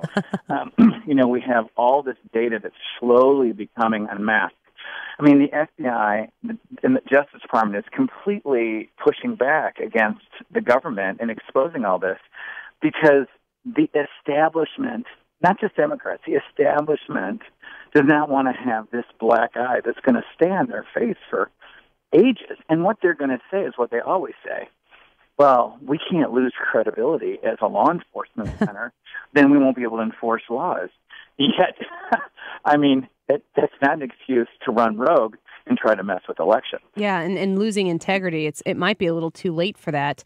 When you stack up on one side the evidence of collusion against the Trump campaign, and in another stack, you pile up the evidence of collusion with the Obama administration and the FBI.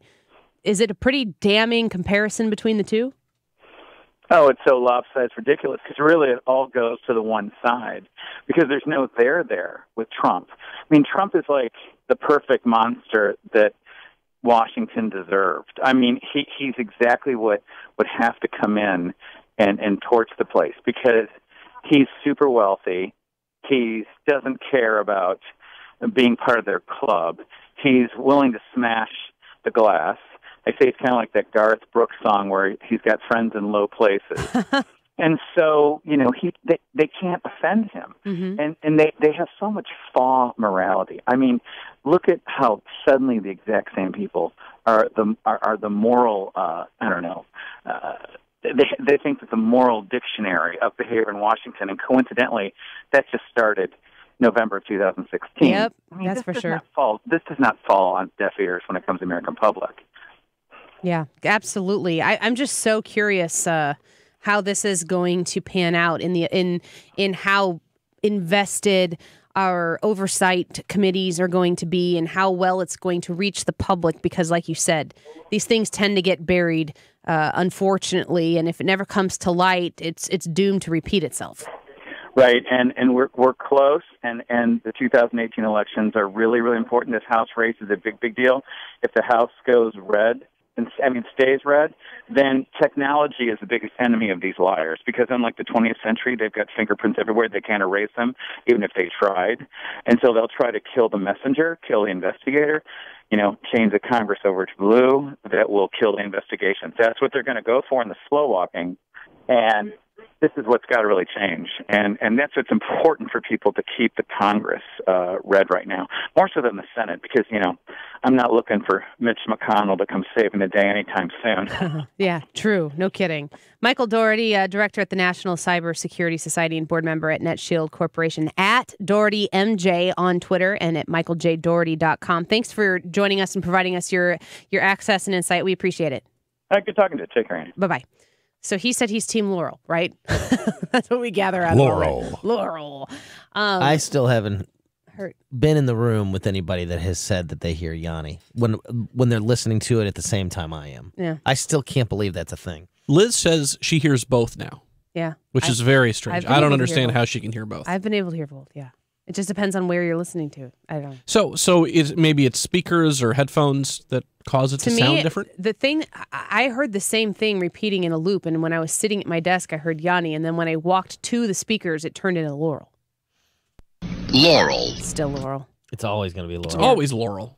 Isn't it interesting how when Michael Dougherty's talking about this amount of evidence that is against the FBI and their ability to collude with the former administration, we don't tend to hear about a lot of those facts, do we? Mm-mm. It seems like we're too busy arguing about Laurel and Yanni. It's true. It's kind of the whole analogy of the entire country. Like this is what people really do actually invest time and energy into caring about.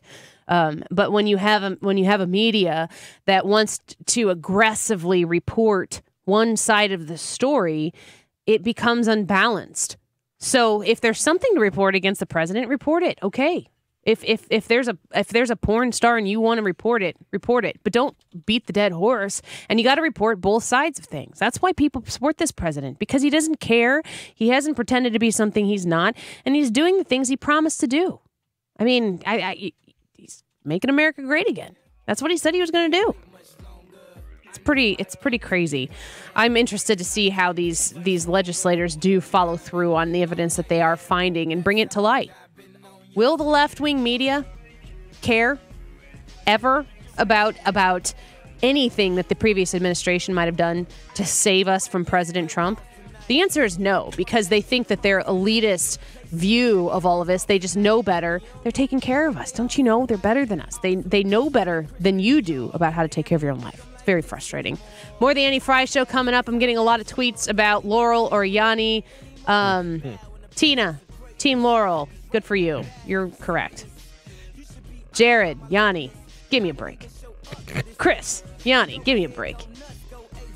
Get your ears cleaned.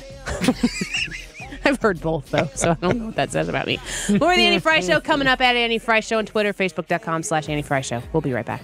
Can only make me stronger. I need you to hurry up now, 'cause I can't wait much longer. Follow Annie on Twitter at Annie Frey Show. Talk lines are open now at 314-241-9797 or 866-455-9797. This is the Annie Frey Show. Me like right now. I don't know if you get a man in that. Dependable weather. A pleasant start out the door this morning. With Fox 2 meteorologist Dave Murray. Brought to you by Air Comfort Service. For air conditioner service or 0% financing on a new AC, get in your comfort zone with aircomfortservice.com. Become the next millionaire with Missouri Lottery's Powerball. Wednesday's Powerball jackpot is an estimated $280 million. The Missouri Lottery reminds you to visit your favorite retailer because you can't win the estimated $280 million Powerball jackpot if you don't play. And please play responsibly. Aphrodite Granite is looking forward to your phone call or visit one of their several locations, 3 convenient locations, Chesterfield Valley, Sunset Hills, and now open in Edwardsville, Illinois. Drove right past it yesterday at AphroditeGranite.com. These people know kitchen countertops. They know granite. They know any of the opportunities or any of the kinds of materials that you might want to use in your kitchen to give it the look that you've been desiring. Plus, Aphrodite's Granite or Aphrodite's prices up to 20% less than those big box stores. They know granite. They know countertops. They work with high-end customers, contractors. They do retail for an everyday user. If you're somebody who's flipping houses or if you're looking to improve some property that you own, give Aphrodite Granite a try. They can do everything, including custom granite for your project. They've got all the answers to all the questions. They're experts. They do 50 kitchens a week. Good grief, that's quite a lot. It's AphroditeGranite.com. If you've been contacted for past due tax debt, garnishments, levies, and liens, remember the Constitution affords you due process before this can happen. Hi, I'm local tax attorney Lance Drury, and I've helped hundreds of individuals and small businesses resolve their disputes with the Missouri Department of Revenue and the IRS. I have more than 30 years of legal experience, and I know your rights. Schedule your appointment today and let's meet face-to-face to go over my 8-point plan. My strategy is to get you the lowest settlement allowed by law. My firm and I will handle the filing and negotiations for you or on your business's behalf. At the Lance Drury Law Firm, we want to make sure that you're satisfied with the outcome. So call me now, Tax Resolution Attorney Lance Drury, at 314-238-7360, or go to Lance, DRURYlaw.com. That's Lance, DRURYlaw.com. Spring into summer and discover something new, something epic. Discover the new generation of design, performance, and technology at Land Rover St. Louis. Lease a 2017 Land Rover Discovery for $699 per month for 36 months. Wow, that's an epic deal. And Plaza Land Rover is the place to get it. Welcome to the new age, where your adventure awaits, and it's gonna be epic. Land Rover St. Louis, a Plaza Motor Company on Olive Boulevard in Creve Coeur. 0 security deposit, lease is $29.99 down, plus taxes and fees, 10K miles per year. Leanne from Seidenstricker John Deere letting you know that now is the time to buy. We just reduced the price of our hard-working 3025E compact tractor with a D160 loader. Right now, get it with 0 down and 0% financing. All this for only $16,395 while supplies last. Don't miss this special opportunity to drive green and save green. Visit one of our 11 locations or go to Seidenstrickers.com for more information on this special offer. Offer ends June 4th, 2018. Prices and model availability may vary by dealer. Some restrictions apply. Other special rates and terms may be available. So see Seidenstrickers for details. Mike Campbell here, serial entrepreneur. Small business owners are do-it-yourselfers. When my business was new, I couldn't afford an attorney, but I needed a contract written. So I wrote my own 5th grade version of a contract. I wouldn't recommend doing this because, yes, you guessed it, my contract actually got tested in court. Federal court. Surprisingly, the judge literally said my 5th grade contract was the best contract he had ever seen. Can I have an amen and hallelujah? But trust me, contract writing is not a do-it-yourself task. Running payroll, however, is. My fifth successful company, Patriot Software, helps small business do-it-yourselfers run payroll without needing to be a payroll expert. Whether you have 1 or 100 employees, we make running payroll easy and provide free support. Go to patriotsoftware.com. Use promo code RADIO and get 2 months of payroll free. That's patriotsoftware.com. The Mark Cox Morning Show. Thursday, we'll talk to Speaker Tim Jones about the special session and the governor's situation. Plus, Senator Jim Talent on the trouble brewing in North Korea. On FM News Talk 97.1.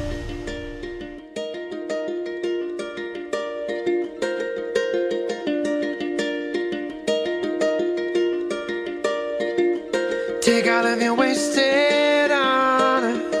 Follow Annie on Twitter at Annie Frey Show. Talk lines are open now at 314-241-9797 or 866-455-9797. This is the Annie Frey Show.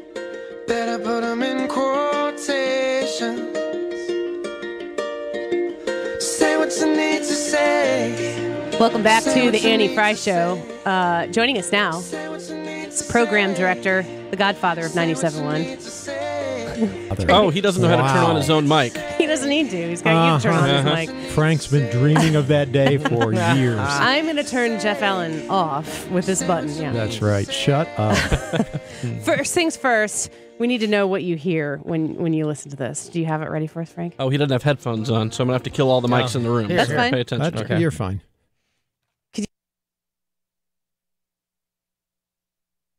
No, it's not working. Well, now that's just dead air. Yeah, no kidding.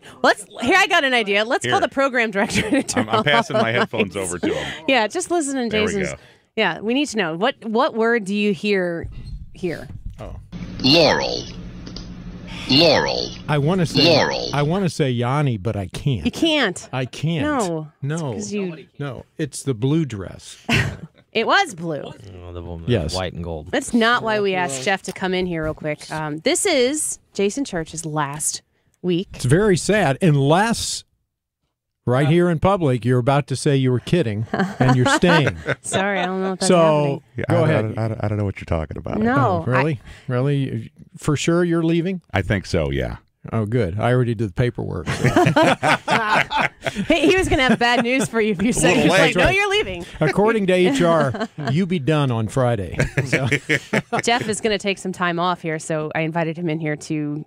Yeah, it wasn't the plan for me to be gone on your last day, but it was just too much grief for me to take. So I'm going to go sit in a corner and look into the abyss and figure out what we're going to do next. Yeah. But it's been great that you're here. I remember, not to sound like an old guy on the radio, but it's way too late for that.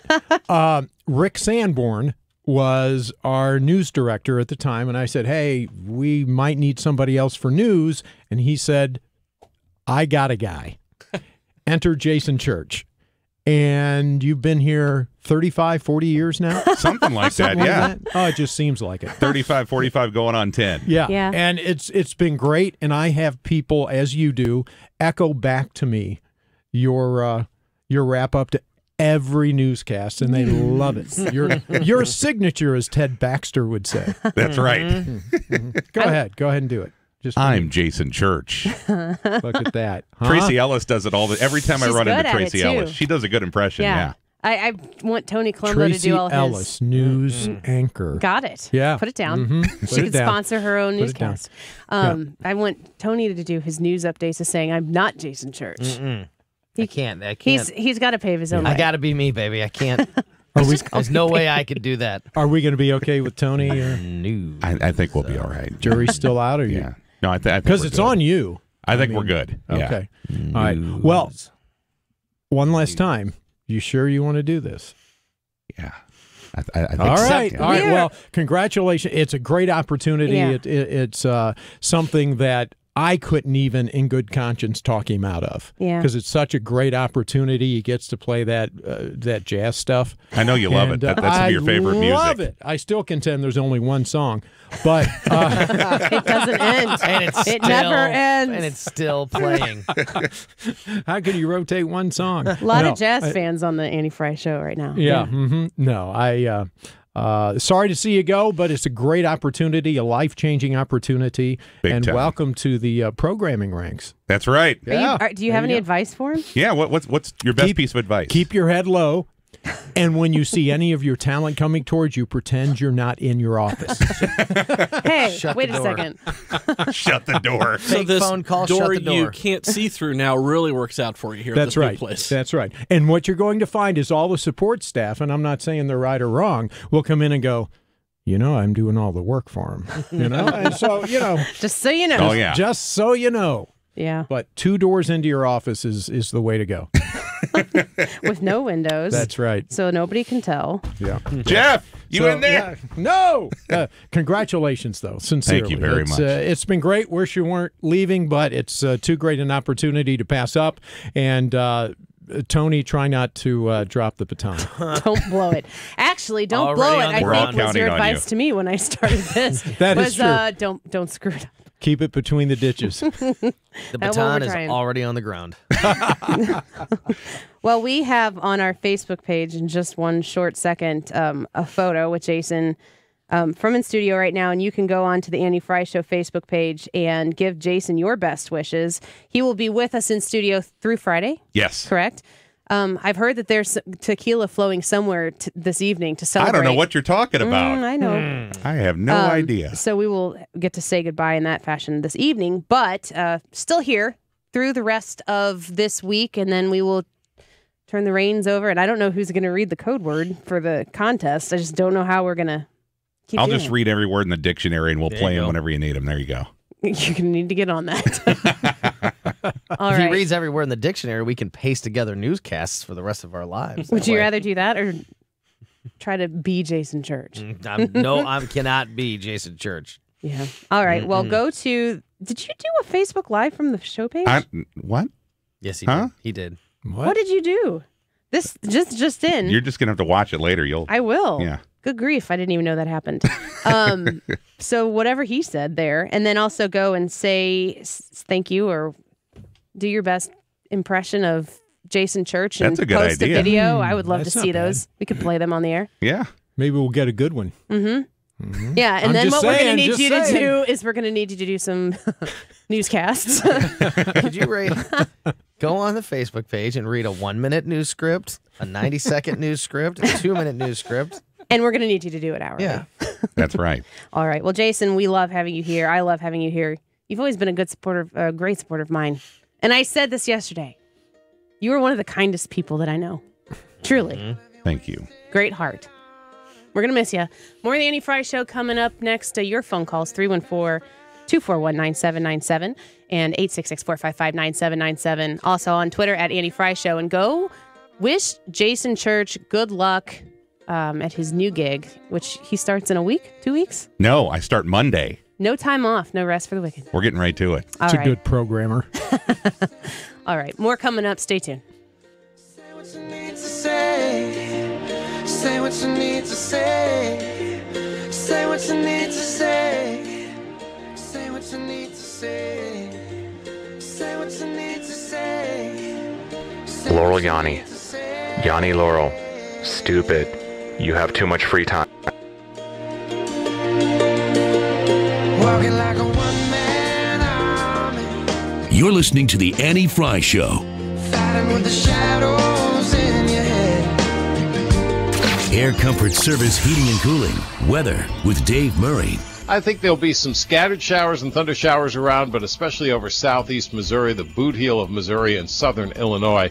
Pretty tough to get into the St. Louis area. 85 for the high. Tonight, partly cloudy and quiet. 65, keep the quiet weather going. Thursday and Friday, partly sunny. 85 each day. Saturday, a push close to 90. I'm Fox 2 meteorologist Dave Murray for FM News Talk 97.1.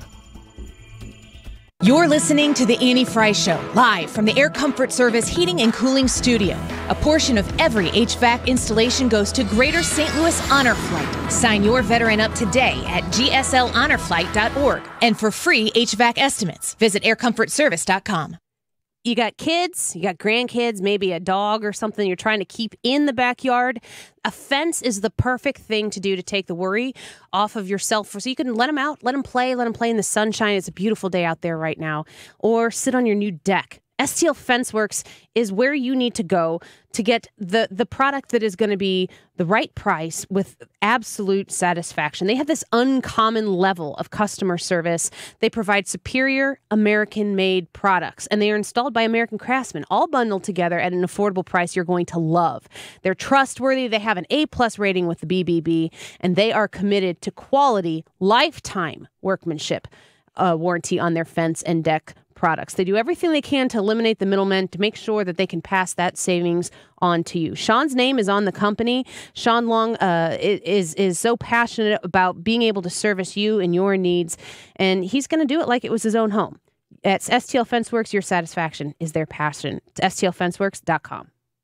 Guys, Glover here for New Vodka, spelled N-U-E. It is the rising star of Texas. Everyone is all about Texas vodkas right now. I've been drinking Tito's for years. Just like Tito's, New Vodka is 6 times distilled, made from 100% corn, hugely rated, a 94 on our grapefruit vodka alone, but it's half the cost. So just as good, higher ratings on many occasions, half the cost. Find it at Schnucks, Total Wine & More, Lucas Liquor, and soon at Dearborg's and Shop and Save. Did you know that some brokers in the St. Louis area charge up to 7% to sell your home? At Straight Realty, we only charge 4%. What could you do with that extra money? Why pay more than 4? 314-441-4444. Straight Realty is a licensed broker in the state of Missouri. Last year, Straight Realty sold over $41 million in home sales, saving our clients over $1 million in commissions. Let us help you sell and buy your next home. Why pay more than 4? 314-441-4444. Straight Realty is a licensed broker in the state of Missouri. If you're drowning in IRS debt and can't afford to pay, then you need to take advantage of special IRS tax programs that are available and free yourself from IRS collection efforts once and for all. Due to the financial hardship consumers are facing throughout the country, the Internal Revenue Service has made it easier to settle delinquent tax problems. An open phone line has been established by Community Tax for consumers to call and see if they qualify. Take down this number or store it in your cell phone, but call the Community Tax Helpline at 800-256-3024. If you owe back taxes to the IRS and cannot afford to pay them back, or even if you have years of unfiled tax returns, there's no need to fear anymore. But you have to call the Community Tax Helpline today at 800-256-3024 for the help that you need. Don't take on the IRS alone. They can attack your wages, savings, pension, home, and even your Social Security check. Call 800-256-3024 for your free consultation and to see if you qualify. That's 800-256-3024. Listen to why Alan from Glen Carbon trusted Michael Mohan from Community Mortgage with his home purchase. We had a complicated situation. We needed a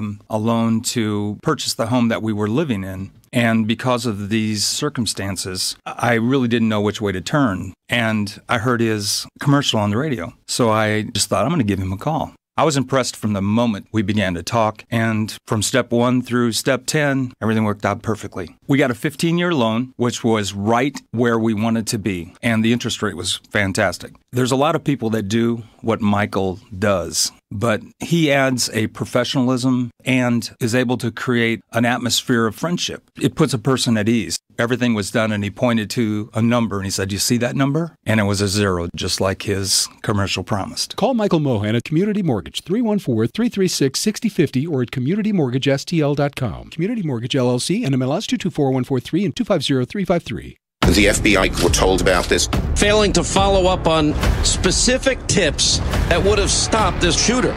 Do we love our children? Sean Hannity. We had weeknights 7 to 9. The red flags on FM News Talk 97.1.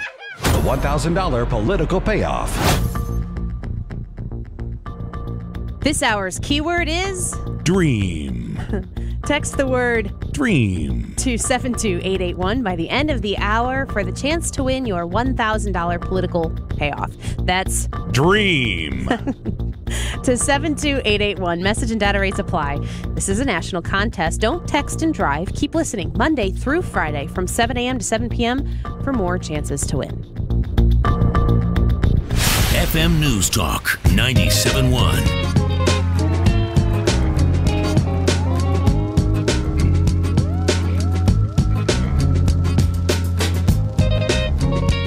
Find the podcast, on demand, and more at 971talk.com/Annie.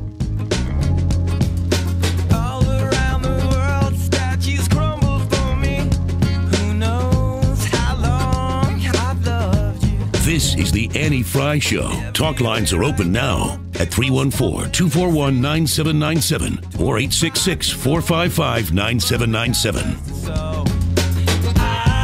We can't climb that hill by ignoring the millions of Americans who are angry and scared about the damage this president and this Republican Party have done to our democracy.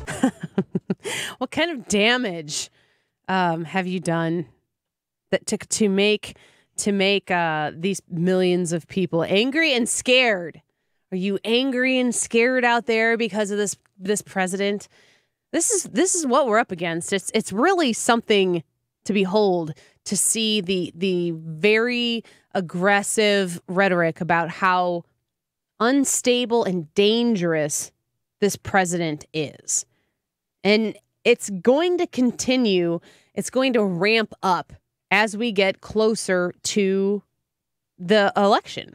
We have primaries that are going to be happening on a regular basis from now until, I don't know, once primary season gets done, probably end of August or so. Missouri's primary is in August. So you're certainly going to be facing a lot of that in the state of Missouri. Illinois had their own primary in March, which was one of the first ones. But we haven't talked about Eric Greitens yet. Let's talk about that real quick. The news of the day, Tony's been reporting on this in the news updates. Tell us about the developments that have happened since yesterday regarding anything Greitens, because it's hard to separate the two. Well, there's a few. Or three. I think the most interesting one is the fact that the governor's attorneys met with members of the committee that's investigating the governor, and of course, there's going to be the special session that starts on Friday night, where they're going to look, into impeaching the governor, and the governor's lawyers want to be a part of that process. They've asked to be able to present their own witnesses, cross-examine anybody that's brought in by that committee, but the really interesting thing is they are asking to publicly cross-examine or publicly question the governor's ex-mistress at this. Well, that won't get any attention from anybody, right? It's yeah. That's, I mean, I can only imagine, but she probably read that this morning and was like, "What? I'm gonna be brought publicly to Jefferson City and put in front of a committee to be questioned by Governor Greitens' lawyers?" Doesn't that seem like the potential for a lot more fire on that end of the story? Yeah, it seems like you would be adding more. How does Greitens I would win? think that Greitens folks would want to distance themselves from that as far as they could, and to publicly question her.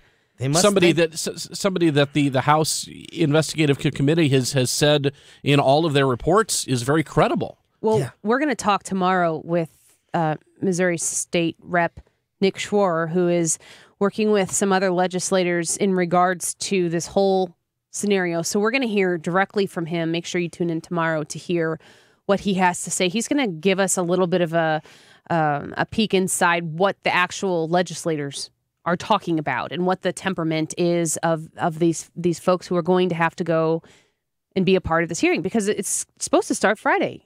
Right? Friday at 6:30. So the regular session ends at 6:00 on Friday, and they're going to immediately ring in a special session, and that session will be dedicated to looking into articles of impeachment. Yeah, and how that unfolds from here on out is which is already, guess.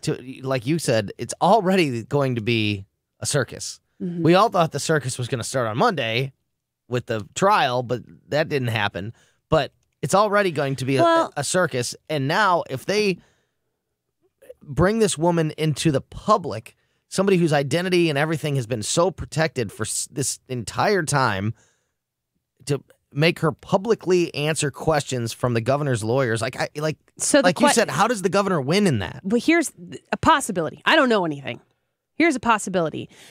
Greitens' team knows more about the background. I mean, we still have a lot of money that has been paid out in this whole case, and we don't know exactly where it came from. And we don't know, once it got to the lawyer, the next destination. Did he cash a check and put it in his checking account? Did he? No, he called the FBI. Well, yes, that's but that's the new news today. Yeah, that he documented it. He took a photograph of the money and left. But what happened to the money next? Where did the money go after it went to Al Watkins? He did notify the FBI. That hadn't been put out there because he was on a gag order, so he hadn't been out with that information. But apparently he was in some profanity-laced spewing of information. He applied that money to the ex-husband's case.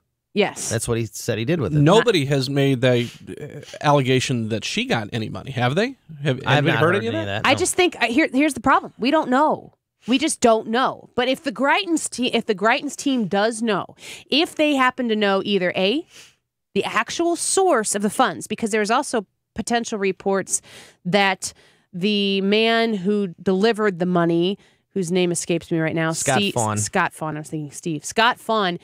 If the man who delivered the money, one of two people, he delivered it, and then some sort of another courier. 50,000. He was 50. Scott Fawn was 50 grand. The report was that the source of the money was one place. The delivery of the money took place in two separate deliveries, one from Scott. But Scott actually kind of claimed the money himself originally. But now there's reports that possibly the source of that money was actually one individual delivered in two separate times. Yeah. Where did that money come from? Who else is involved? Who else has a vested interest in Eric Greitens as a governor, his elected position, in destroying him as an individual and as a governor? When it comes, in my opinion, when it comes to the invasion of privacy case, it is about destroying the character of the governor. I will say, if you don't have an affair, there's no conversation here. He made a bad decision. He had spoken to his wife about it. They were on the same page about it before this was opened up to the rest of the world in January after the State of the State address. But the purpose of this, whether or not he ended up being convicted of anything at all, in specifically the invasion of privacy case, was about ruining his credibility as an individual and hurting his character and making sure that was all out in the open. And in my opinion, once you've done that, it makes it more possible for a Republican in the legislature to support an impeachment process due to the character flaws of the governor, as opposed to just the sole information that exists when it comes to the mission continues. It's computer tampering is the charge, right? For that one. I don't think that people care enough, and I don't think Republican legislators would have the courage to go forward with an impeachment process against a governor that was elected by the same people who elected those Republican legislators, without this character assassination that is taking place with the photo and the affair and the salacious details that went along with that. So I think that was an important part of this process. So the question is, A, where did the money come from? B, who else has been involved in furthering this story on the invasion of privacy case? Has anybody else of any prominence been involved financially or from an advisement standpoint in making sure that this case became as big as it did? Because Kim Gardner blew it appears, from top to bottom. And so maybe it's possible that if the Greitens team knows about the involvement of another higher profile individual, that if they put the mistress, the ex-wife, on the stand or in front of people in public, whatever it might be, they might be able to expose something there in those hearings that they maybe would have been able to expose during the trial that didn't end up happening. And without the opportunity to expose whatever it is they might want to expose or have to expose, without that opportunity, this all ends up being the weight on the shoulders of the governor. I want to be clear about what we do know about the $100,000. We know that it was dropped off in 2 increments of $50,000. $50,000 of it was given to Al Watkins by Scott Vaughn, who is the part owner of the Missouri Times. So, and he has claimed that he's taken ownership of that. And that it was part of that money $50K. for a book. Yeah, that he was writing a book about the governor, and Al Watkins was involved in that process. So we know that that's where $50K came from. The other $50K was dropped off by a courier, and even today, with this new information of Al Watkins, said that he reported yesterday actually that he's been talking to the FBI for 2 years, since 2016. He says that he was the one that alerted the FBI to receiving the money, but he still claims to not know the identity of the person who provided the other $50,000. Yeah. And if the Greitens campaign, like, the only way that I see it making sense to bring all that stuff out in the open after a dismissal of this case is if the Greitens campaign knows something that they need to have the opportunity to question under oath. I mean, is in an impeachment trial, are you under oath? Yes. Like, you testify and you can bring people. Is that the way it normally goes? You call different witnesses? Is it like a trial? It's a trial. Yes. Yeah. It's like a hearing, like you see. Well, and you are sworn in, and you're under oath, so all of your testimony has to be truthful. Yeah. I don't know. We'll continue to follow it. But, I mean, this is going to start this Friday, so it's just a couple days away. Like I said, State Rep Nick Schroer is going to be on tomorrow. Real quick, I wanted to get to Cody. Cody has been holding for a while. We've been talking a lot about Republicans, Democrats, supporting Republicans. That one guy that poll that was done, would you date a convicted felon or a Trump supporter? And everybody was saying they'd rather date a convicted felon. Cody, thanks for calling the show. Hey, Annie, love your show. I just want to make a quick point on some of the irony in this. I thought the left was, like Rick said, so compassionate and loving and all that, yet Eugene wears a hat that simply says, "Make America Great Again." And I mean that those were some liberal lefties that wanted to apparently punch his face in. Yeah. I'm kind of not seeing the correlation Rick wants to tie in with us conservatives. That blows my mind. Yeah, Cody, thanks for the call. I appreciate it. Here's the thing that's frustrating is that my experience is people who are willing to make those massively blanket statements, they tend to excuse people because they just feel like they can individually make judgments on who is qualified to make certain statements and who's not qualified to make certain statements.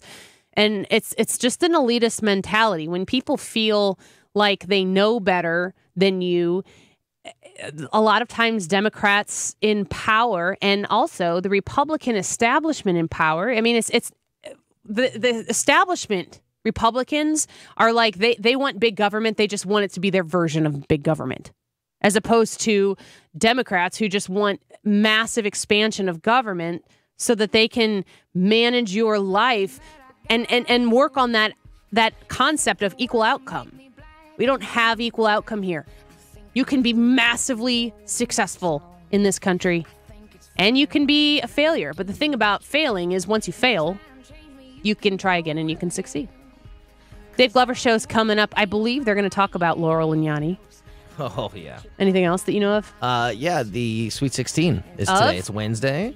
Quickly? Sweet 16, the best smells of summer. Think Cut like grass, barbecues. dirt. Yeah. Dirt. I'm from Illinois. Dirt.